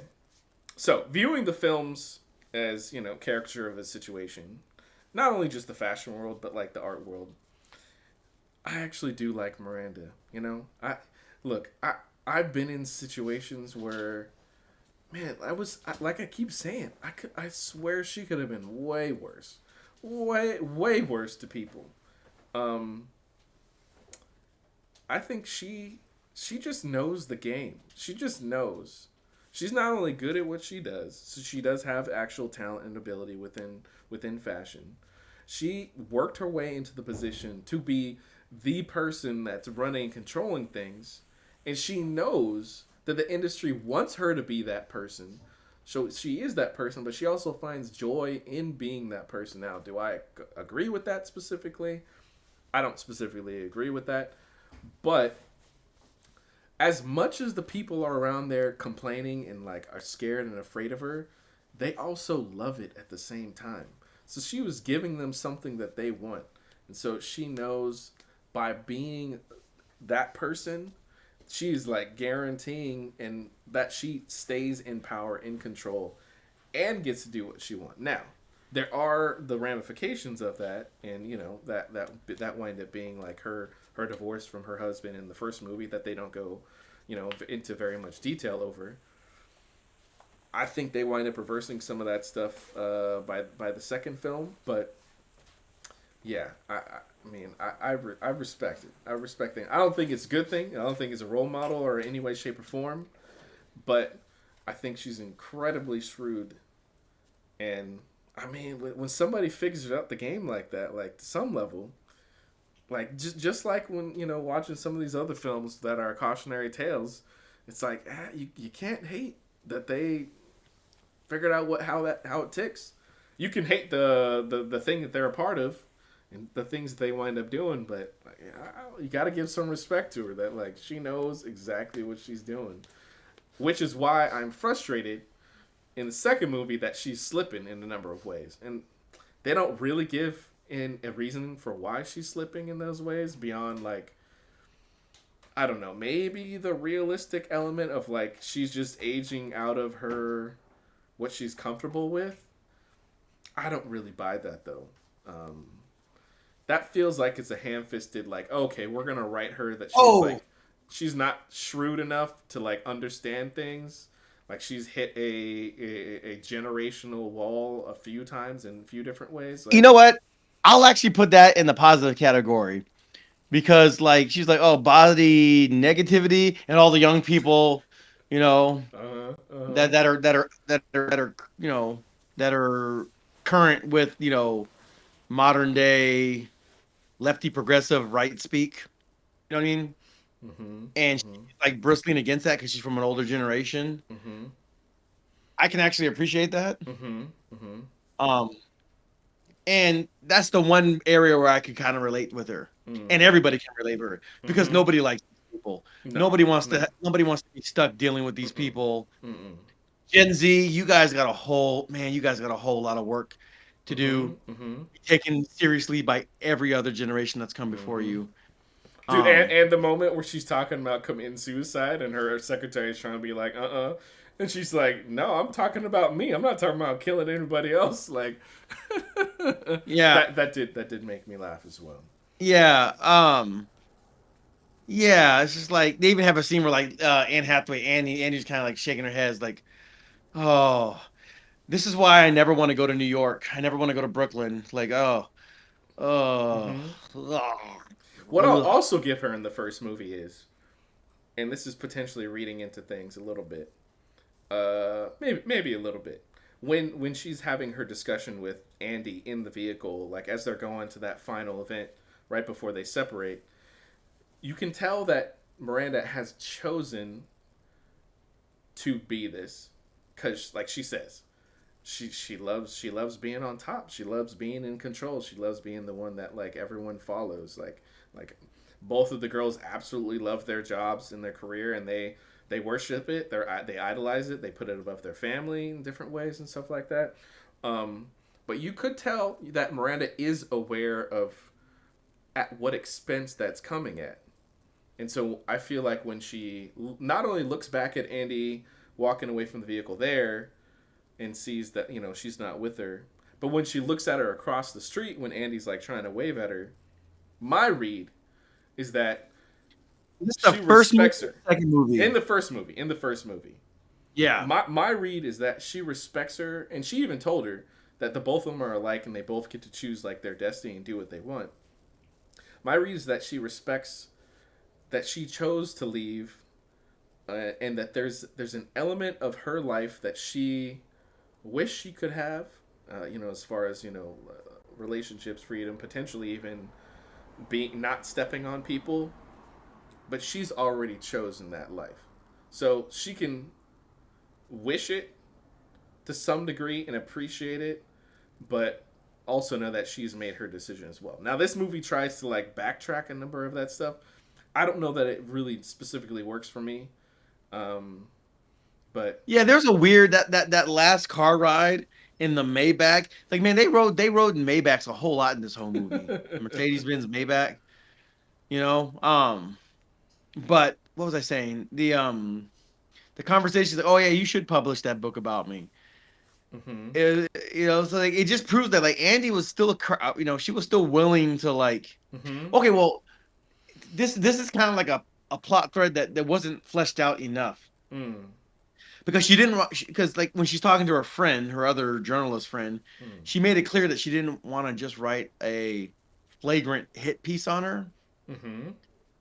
Um, She was and so obviously like still keeping it secret, but you know, keeping it secret, but like she wasn't out for blood in that regard. yeah, And she sent some writing. She sent some writing, some writing some pages. excerpts, Yeah, pages. What is that? Was that the industry term? She sent some maybe. pages. I don't know. It could be.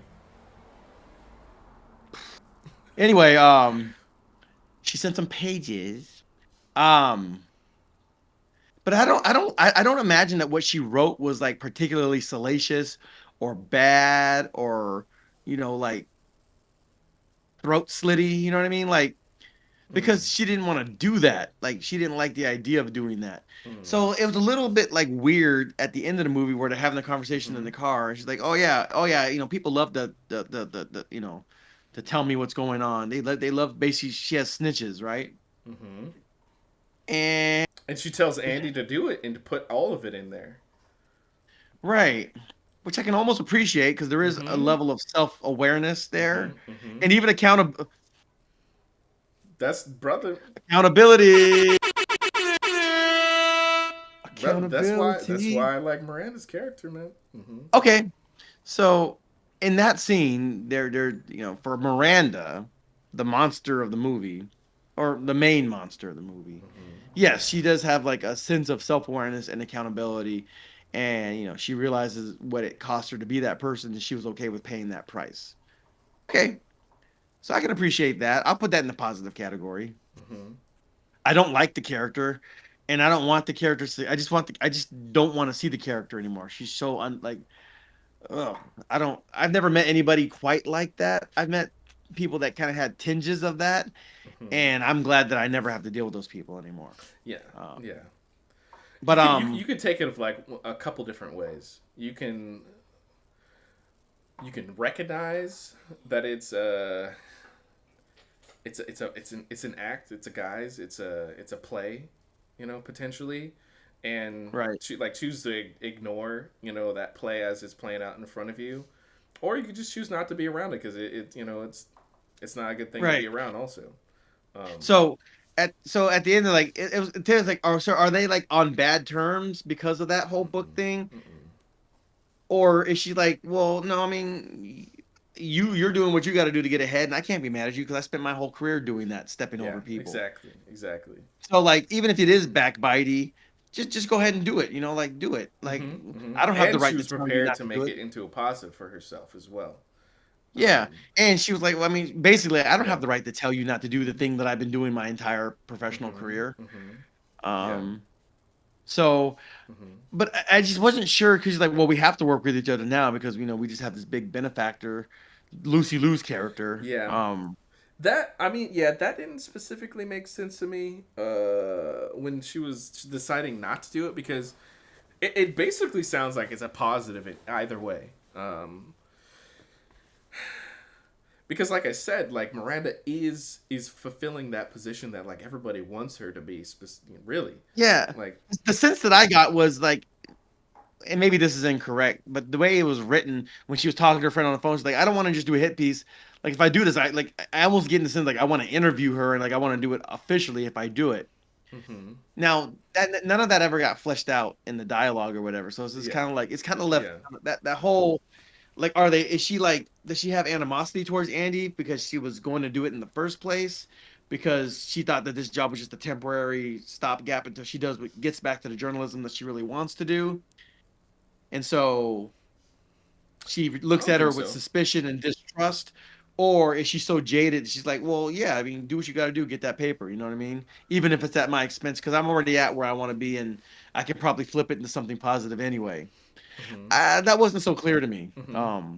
I read As it I'm as like, yeah, she's not upset or frustrated with her at all. Like it's it's like she's finally seeing how like the game is played, and you know how it, like the game itself desires to be played, but recognizes how that can be positive at the same time. Yeah, and yeah, so the two, yeah, Matrice and Keep It Real are saying don't hate the player, hate the Yeah, yeah, game, yeah. and then there's two sides to that: don't hate the player, hate the game; don't hate the game, hate the player. I see that side before as well. Yeah. Yeah, yeah. No, I don't read Miranda as like.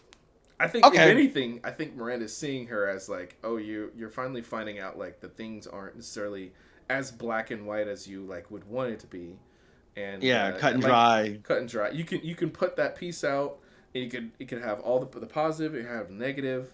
I think she probably would want her to not just put the hit piece side and just put everything positive. But if she did just put the hit piece side of things, like it's still gonna draw them attention. It's still gonna like solidify her Right. as like the devil that she is. Um, I mean, if anything, I mean, like I know it's she's the villain specifically of the film. Villain. It's the industry that's truly like the villain. Like the industry wants and needs this person in that kind of position. Yeah. That's kind of how I wound up reading it. The only thing that scene was missing was like, tell them about the Dolce and the Gabbana and the Prada. After all, the devil does wear a Prada. Uh, yeah, I know, right? Winks into Yeah, the yeah, camera, and then yeah, it just yeah. shows the Maybach driving off. Uh-huh. I would have actually changed my whole opinion of the movie had they put that scene in there. So All would ultimately, have been forgiven. I know, right? Yeah, So on the nose, cheesy. Oh man, I would have like, you know what? I changed my mind. I like the movie now. You know what? The only thing the movie's missing now then is Gordon on the side talking to somebody, seeing them driving away, being like, "Oh man, she's not the industry person that we need. She's the industry evil that we deserve." You deserve, yeah. Oh my gosh. Yeah, I mean, Uh-huh. listen, but maybe I don't even want to say we'll get that in the third movie because I pray to God that's not true. I know. Yeah. What else are they going to talk about? Oh, I don't even know. TikTok is the new frontier. Oh gosh, I don't want to watch that movie. Like, oh, Yeah, I was a little bit surprised that the influencer side of things was relatively absent, right? Like yeah, that was a really big surprise. Cause like okay, so like I told we were talking earlier, we watched this movie, the first movie this week. That Thursday night, I was like, okay, so what are they gonna have in this film? They're gonna have to figure out a way for Andy to get back into the situation. My guess was that Emily would have left the company, is gonna be like in a competing kind of a situation. I knew that like they were gonna have to wrestle with yeah, print media potentially pretty much being extinct, and websites and social media and all that stuff.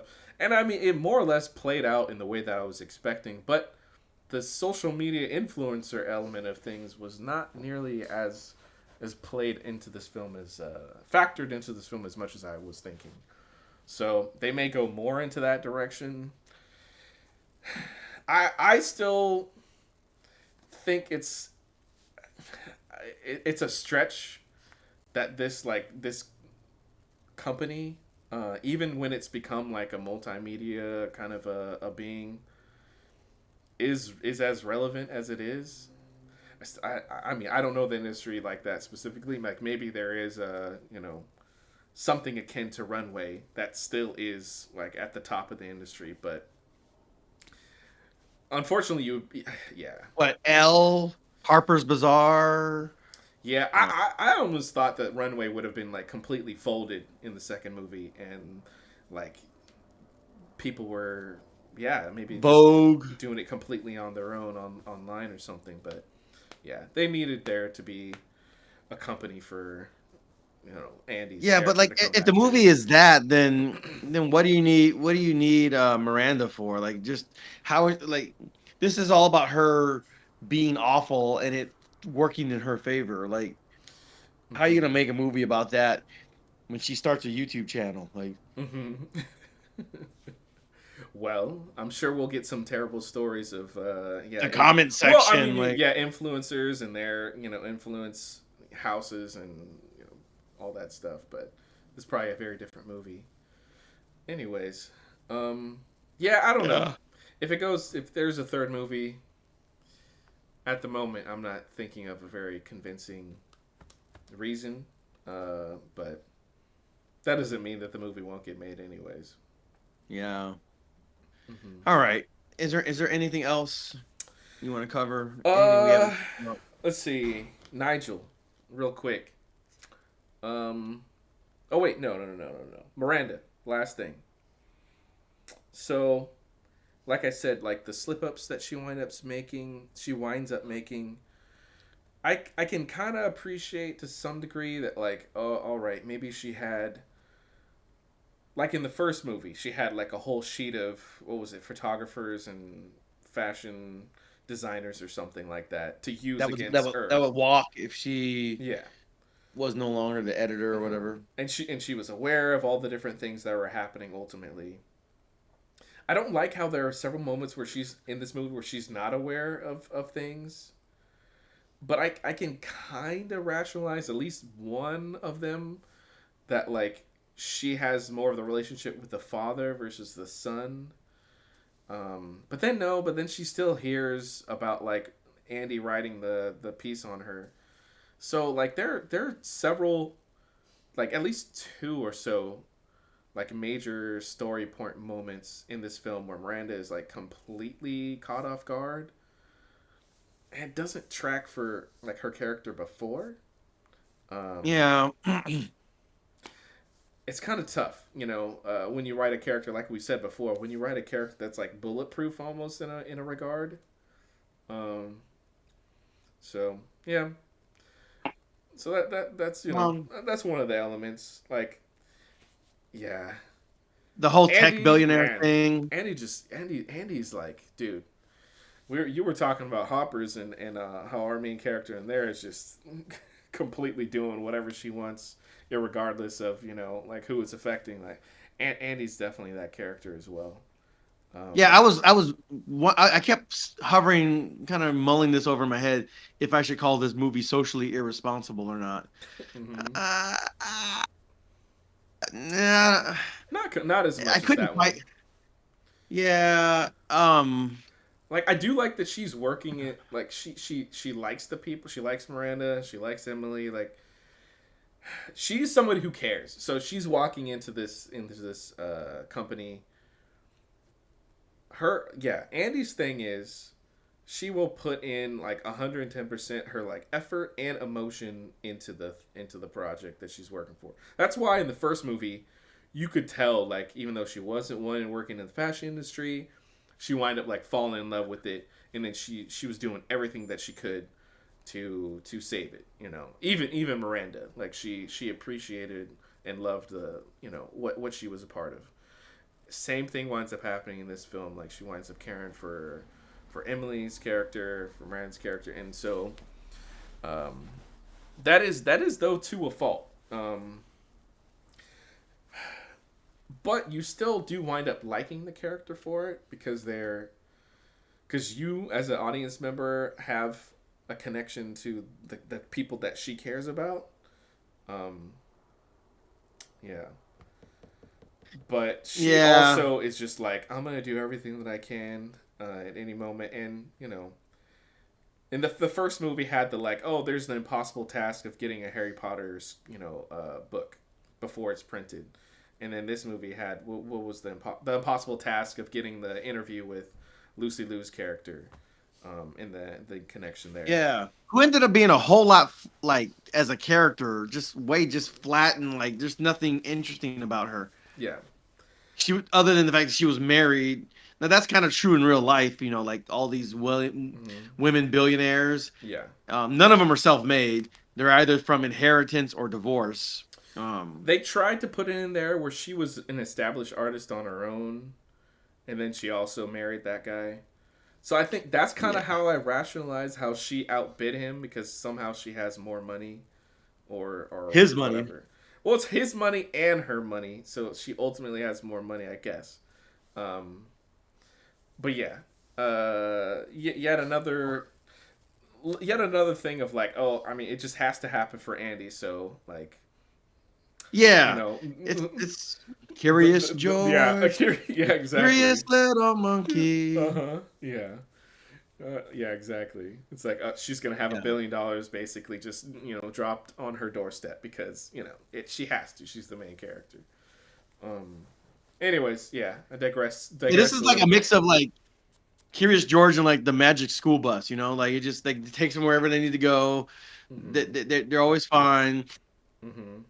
Mm-hmm. The new assistant, the new Emily or whatever, the African American girl. I don't know if she's black. I don't know if she's African American Oh specifically. no, I thought she was like Indian or something. Oh, maybe she was. Yeah, She was possibly, very okay. Maybe she wasn't. maybe. I don't know. I mean, she's just another miserable, insufferable character. She wasn't great. No, there's not a whole I mean, lot to like the her. actress played the role well. Yeah, She's a yeah, very yeah. beautiful woman, Mm-hmm. like Mm-hmm. as far as that all I mean, just shout out to the lady who did it, like there's no I'm Yeah. just saying like the character that they wrote for her was just another insufferable, miserable, mean, terrible, awful person in a world in a social scene I pray to God never finds me. Mm-hmm. Um Mm-hmm. But she was trying to make sure Miranda was, socially correct on a number of oh things, which is gosh. also terrible in its own regard. Yeah, I was like, oh, Mm-hmm. now I really don't like this character. Yeah. Oh gosh. Mm-hmm. All Um right. One half tangent I want to make. One half. It's all connected to right. this for 1/2 second. First, Oh, hang on. welcome in David. David. Hey. Hey. Yeah. Yeah. Yeah. Yeah. Okay. All right. Make it Dave make. DeMarco, Marco. All right. Make it make All right. sense to me for a second here. All right. So Okay. so Miranda, she has her moment of like, like what, like about the body positivity stuff. Like, why are we doing it? Why don't we just go back to the size zero models that we used to or whatever? Um, Yeah. this is not to be mean in any way, shape, or form, but outside of one element that it sticks up in my mind as probably the reason, and I'm gonna get shot over it. I don't fully understand how Miranda would have okayed the assistant that she does have, uh, our guy chilling at his desk. Um, Based on how like well, I guess He yeah, I the guess I reason why he's just there to be the butt of the joke. Haha, look at the fat guy who seems so out of place. Why is he in fashion? That's the joke. You get it? mm-hmm, Do, do mm-hmm, do you get it? yeah. It's funny. Is that supposed to be You- connected to like how Andy was called fat in the first movie? Maybe I don't know. Yeah, it's a callback because she was a size 2 and not a size -2. Mm-hmm. And he's fat and he's a guy. And look at how the boss babes are talking down to him. That it's aspirational and it's funny. Do, do you get it? Do you get it? Bro, I hated this movie, bro. Okay. Oh, Yeah. So,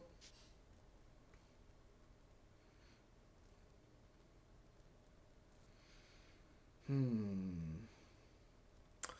Yeah. yeah. Oh yeah, I was gonna say Nigel. Uh, I do like Stanley Tucci. I think he does a good job in the role. I think he chose a specific kind of personality for his Oh, character.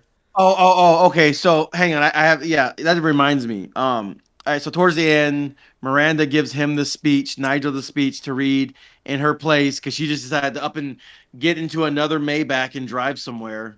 Yeah. Mm-hmm.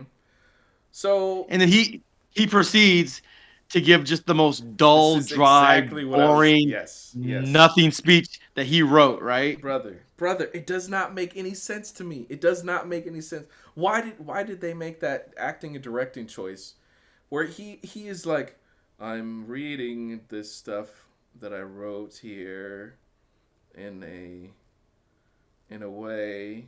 Miranda just said that the guy like has memorized the speech because he wrote the speech.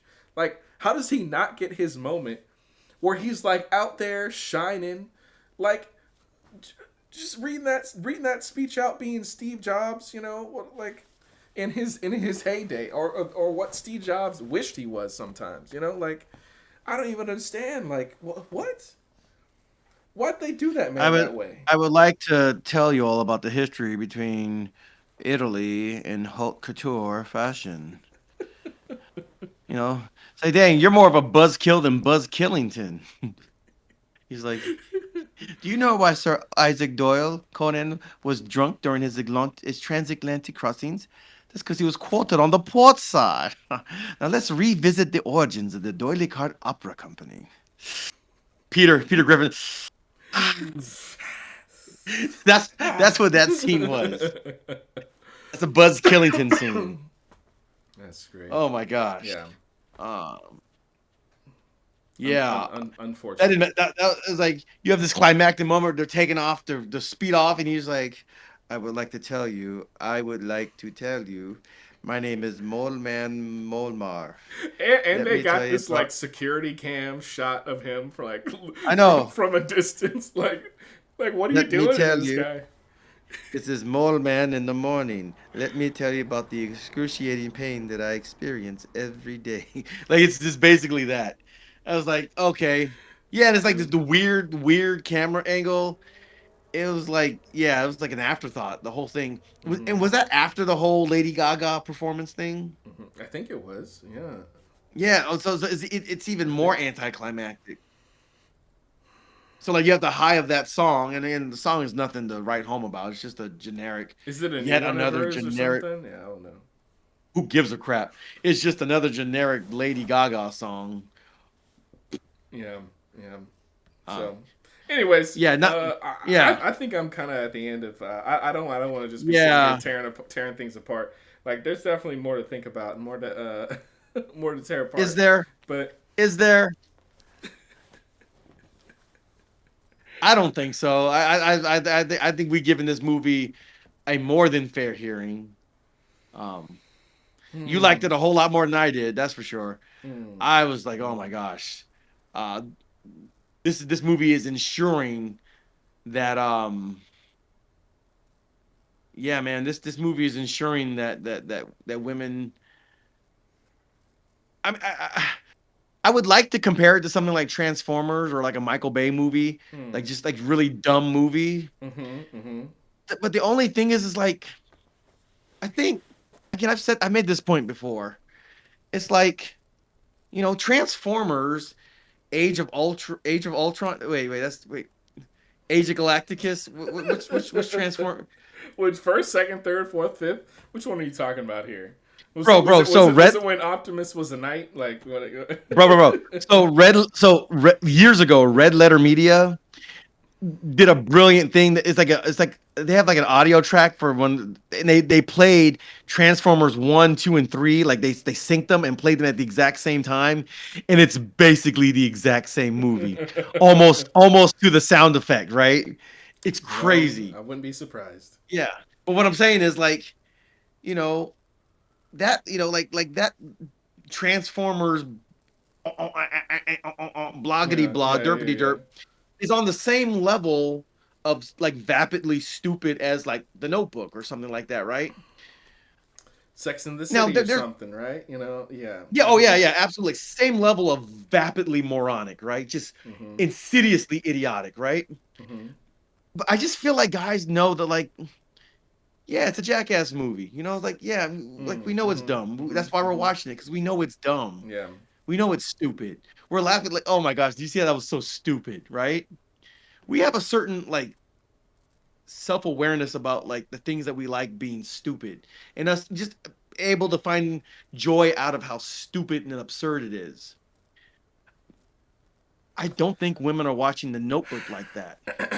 Some movies, no. Just like I was saying, there are And dudes and out I there watching and Scarface and stuff. Not no, but you know. Scarface is like at a high level, this high level of acting, high level of storytelling, high level of writing, script.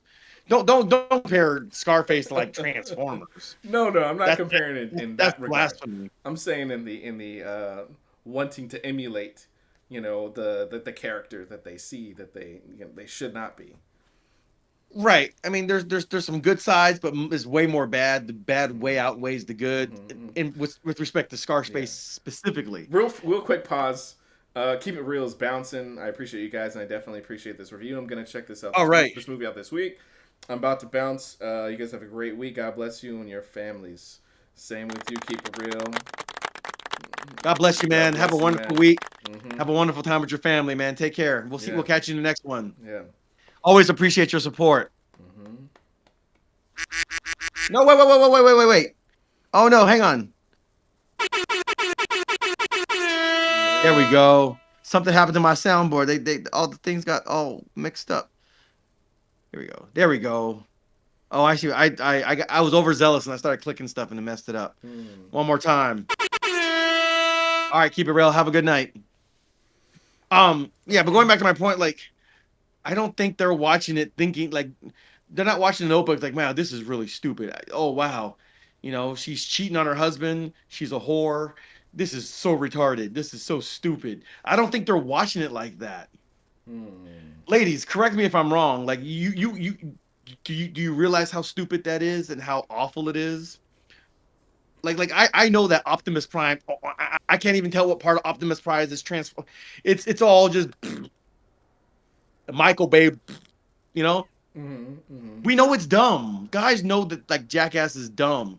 Do you know that the Notebook is just as dumb? Do you? Has nobody told you this?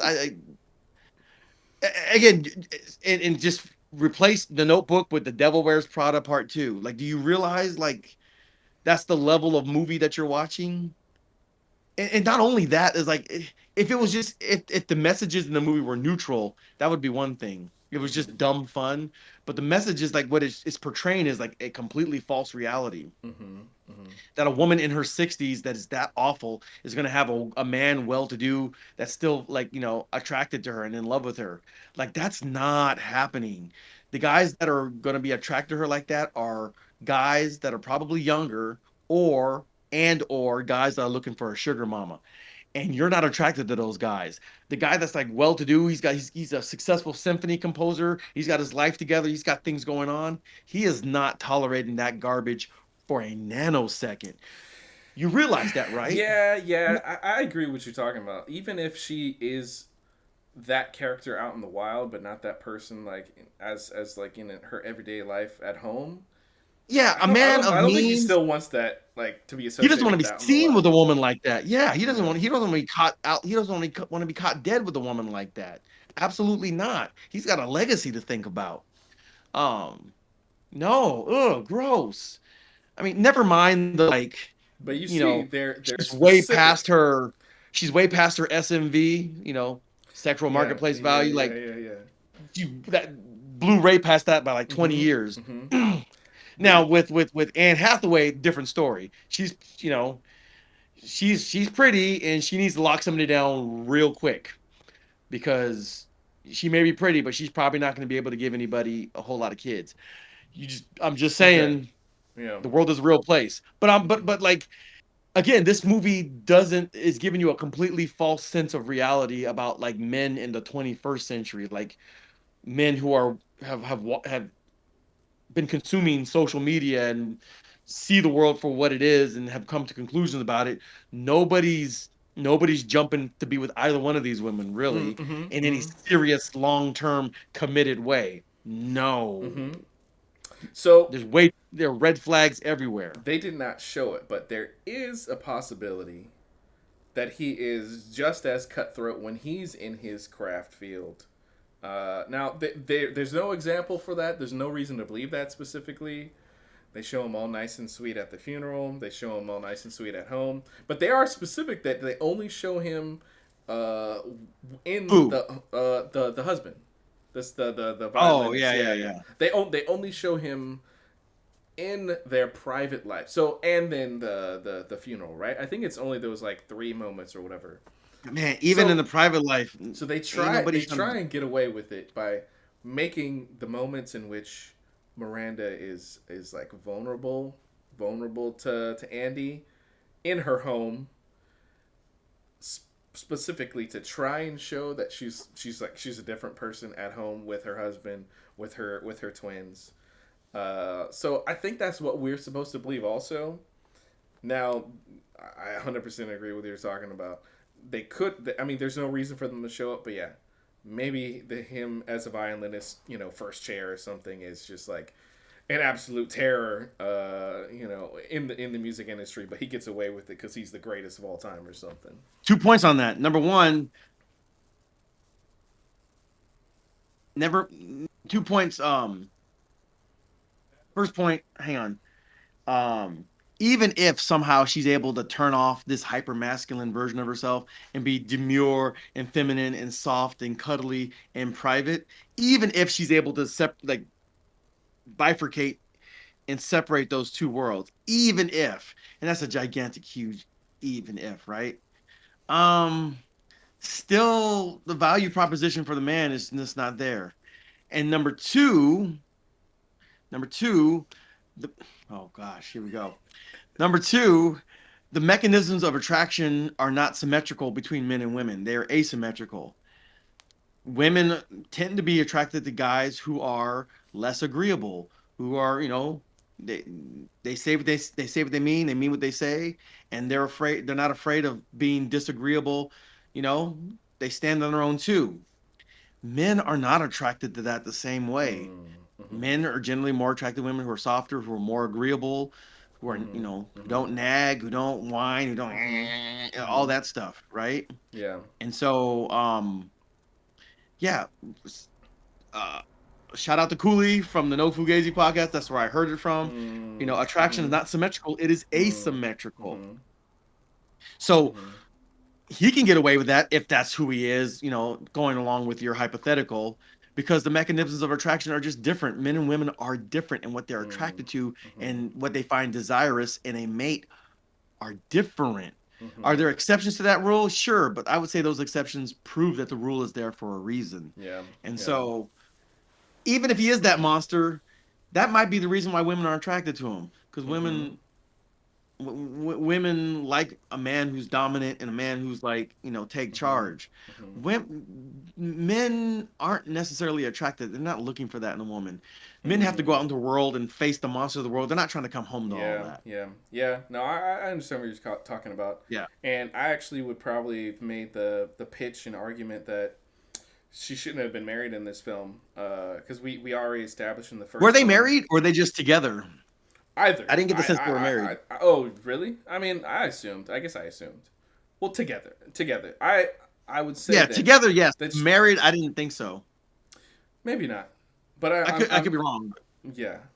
My thought is she shouldn't be in a relationship with anybody because we already established in the first film that She's horrible. was not sustainable in within her world. So I get the whole element of like, oh, in real life people do wind up getting married again even if they shouldn't be getting married again, or be in a relationship again even if they shouldn't be.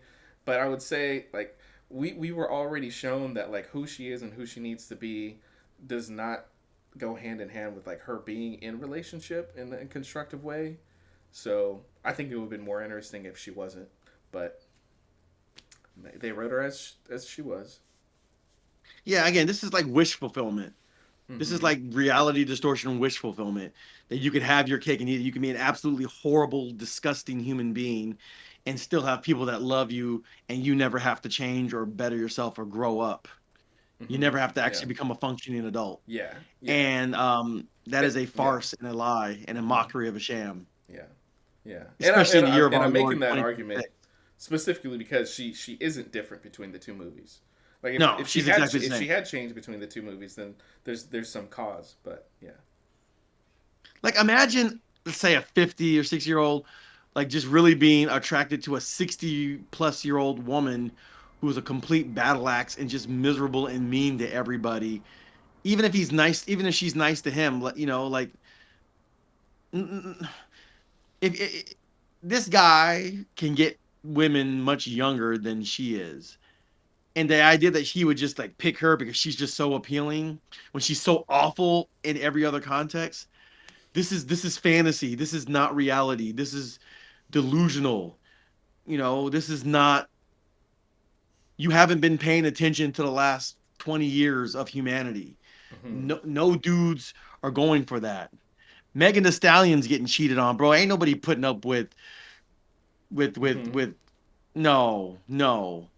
I mean, Meg Thee Stallion, although she's a whore, but like she's still young enough to get away with doing that. Mm. And there's Hmm. simpy dudes that just want access to her body and will Hmm. put up with all of her horrific awfulness, right? Yeah, And the things that she's done and the way that she presents herself into the world. it Uh, is. There is a Meryl reality Streep, to it. Meryl Streep is not Meg Thee Stallion. Yeah, I No. mean, there's the possibility that for some men their interests do age with them. It is hopefully that case. It should be that case. It's not always that Listen, case, listen, listen. If but y'all got married and then grew together as a couple, that's a whole different thing, right? If you've committed to make your wife your standard of beauty, right? As you should if you're married, and knowing that you're gonna see a bunch of women all around the world that are beautiful, but you've committed to her and they grew together, that would be one thing. It's a thing that I advocate for, right? This is not what this is. She's been at least twice or three times divorced by this time. Have kids that probably hate her because she missed out on half big chunks of their childhood, as she admitted to, right? she did. Like, this is She did. not a catch. This is not a good deal for a dude. This is not a catch. She's just all it's just baggage and bad decisions and red flags. This is this is I mean, what do you get like this is not Bridges of Madison County, Meryl Streep. Like, this is not like what Sophie's Choice. I don't remember I don't movies where know. she was I don't know. young. This is My not that. my hypothesis is that, given the fact that he is seemingly a very accomplished musician, he also meets her or potentially even like surpasses her intellectually. So maybe they have like intellectual tete-a-tete kind of attraction to to each other. Five dollar That's my word, tete a guess. tete. Very nice. Very nice. Man. Um, Uh-huh. yeah, there's some dudes that just like older women, I guess. Hmm. But like again, the ladies, the odds of a man of his means, of his talent, of his ability, of his options. Because men can be well into their age and still have lots of options if they got a lot of things going for them. The same is not true for women. It's not equal, it's not fair, it's not whatever, but it's reality. The chances that he's going to forego all these younger, softer, more feminine, more Mm-hmm. more whatever options to be with an old crotchety battle axe, the chances are astronomically small and against your favor if that's what you're betting on, Mm-hmm. right?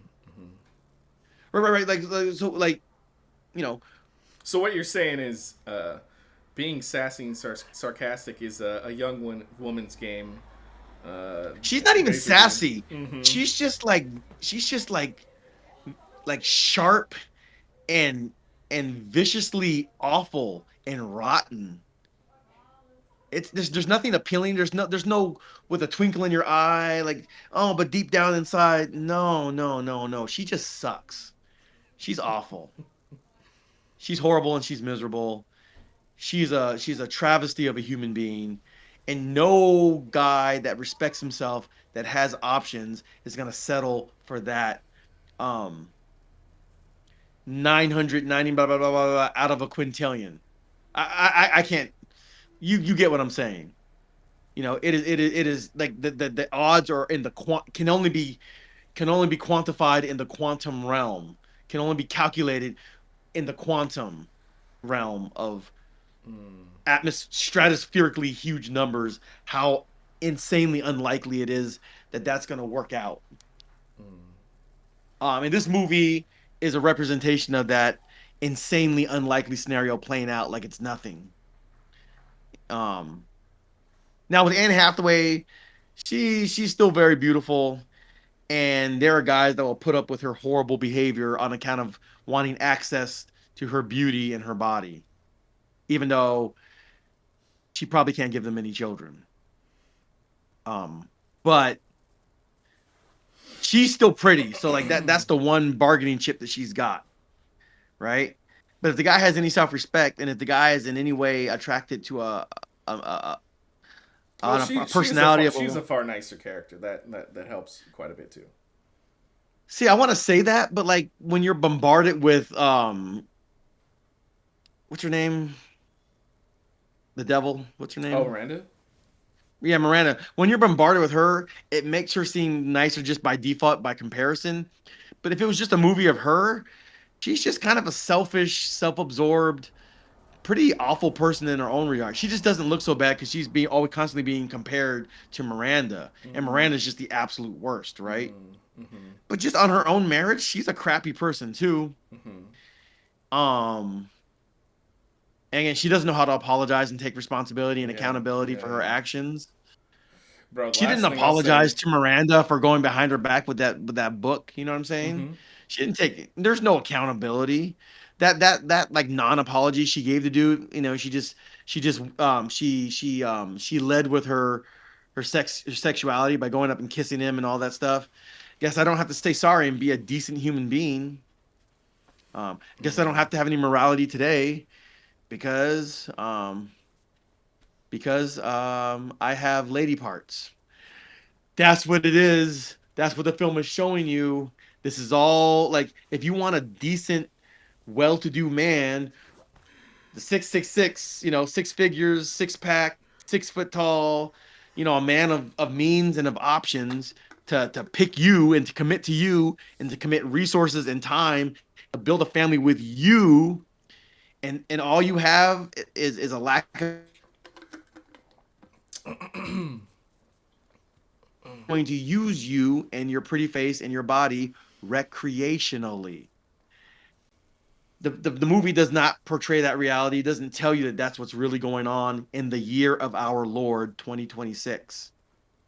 I'm not even saying that it should be that way. No, I think people should connect and get married and enter into sexual union then and start families. So I'm not even encouraging that women should, do that or that men should do that. I'm just telling you what the reality is, right or wrong. And this movie has no interest in presenting reality to women. It does not take you seriously. It treats you like you are gullible buffoons. And that's why I resent the movie. And that's why I'm almost ready to say it's socially irresponsible. No, it's just kind of misogynistic in its own way.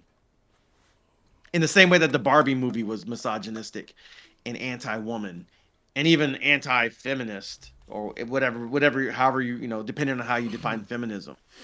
This is insulting to the intelligence of women. Um, it is playing. It's counting on you to be hyper delusional and incredibly freaking basic.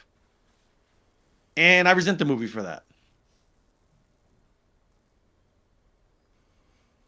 All right. Back to you, Josiah. Back to me. That's pretty much all I got. Um, yeah. All right. Mm-hmm. Well, that has been our review of The Devil Wears Prada 2. Um, my name is Austin. My name is Josiah. We are the Super Cinema Bros. We thank you for taking time out of your Monday evening to join us. If you would be so kind, if you have not already done so, please like, subscribe, and hit that notification bell so that you can be notified for all of our upcoming live stream movie reviews. Josiah, what do we have next? I think we have a good one We coming up next, right? got we got Mortal Kombat 2 coming up next, which Oh, we what we about we. Gundam? When does Gundam Hathaway come I think out? it's the week after. Speaking of Hathaway, hang on. Oh, hang on. I I wasn't know, right. right? Yeah. Speaking of Hathaway, um, David just said, but other than that, it was a great movie, right?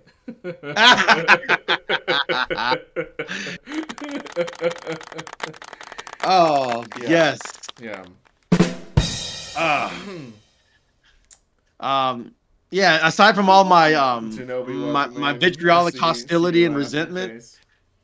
it was cool. Hmm. Aside from the fact that I hate this movie, Stream it. it's fine. I'm just messing. Yeah, yeah, yeah. Oh my gosh. Okay, so we got. Would you So say it you're was so you're so you're saying only watch it if you take it as a complete farce, and a cartoon of reality. Then maybe you can watch it, right? just watch it as a polemic against femininity. There you go. That's fun to listen to. That's fun to say. A polemic against femininity. Polemic against femininity. I hated this movie, bro. So Um. Yeah. that's So that's this movie. That's what Hoppers, and then Resident I didn't hate Resident Evil. Hoppers. Okay, you I didn't hate hated Hoppers. Silent Hill, what was it? yeah, Silent Hill 2. Yeah, Silent Hill. Yeah, Return to Silent Hill. Return to Silent Hill. Yeah. Mm-hmm. I hated that movie too. Yeah, at the very least, you could send me a postcard for that one, which was nice. Yeah. I didn't have anything to send you for this one. you sent me some Prada shoes. Some Prada shoes. Oh, yeah, right. Heck no, I'm not paying for that. Oh wait, what was the movie you said was up next? Yeah, Mortal Kombat 2. Oh, Mortal Kombat 2. Yeah. Okay. Okay, so just so as wrapping up, but like Mm-hmm. I've always been more of a Street Fighter person, especially with the newer, more recent Mortal Kombat games. Their fatalities, the finishing attack, are It's normally fair. so incredibly gruesome and bloody to the Mm. point of not being fun or enjoyable. It's Yeah. just brutal. It's like there's something innately sadistic about it, and I'm just like, so I'm hoping the movie doesn't go too deep into that. It's gonna have My, it's my gonna have a handful of them, I believe. It's gonna have a handful. Yeah. My sense of it, my guess is that they'll keep that for like the special edition Blu-ray or whatever, Mm. because if it'll be the unrated edition, because if they put that version out in theaters, it's gonna be an NC-17, and that's Yeah. really gonna hamper people's ability to watch it, Yeah. and they're gonna think it's an adult movie kind of thing if it has the NC-17 Yeah. rating. Yeah. I also The NC think. is either Uh. for explicit sexual content or extreme gruesome bloody violence, and this would probably count in the bloody violence if they do the fatalities the way they do them in the video game. Hmm. So I'm hoping that's not the case. I like the lore of the Street Fighter characters more anyway. I've always been more of a Street Fighter person growing up. um, Hmm. Mortal Kombat was like the super controversial game that parents didn't want their kids to Mm. play kind of Mhm. thing. There's like news segments about it. It was like that kind of game. So I was like, okay, it's got some controversy to it, but like even the gameplay, I don't think it's as good as like Street Fighter, you know? So No, I mean, anyway. yeah, it's definitely its own thing, but I agree. Yeah, over the years, I've been more of a fan of Street Fighter. I definitely can recognize why people do like Mortal Kombat though, and part of it is the fatalities for sure. But the like rotoscoping that they did back in the originals, I think captured a Oh lot of yeah.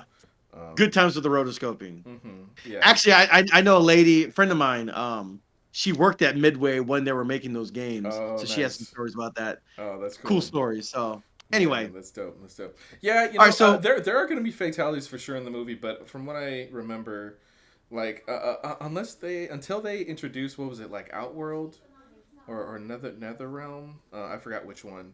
I think they can't kill off as many as the characters until they get to the point where they can like basically bring them back from the dead and stuff. yeah. So I Yeah. think the fatalities are going to be more like fantastical or based on like a super, like, someone gets frozen and then gets punched and they go in the frozen fragments. So like it's not Mhm. going to be too much in that regard. There's probably going to be like a head getting ripped off and the spine under it.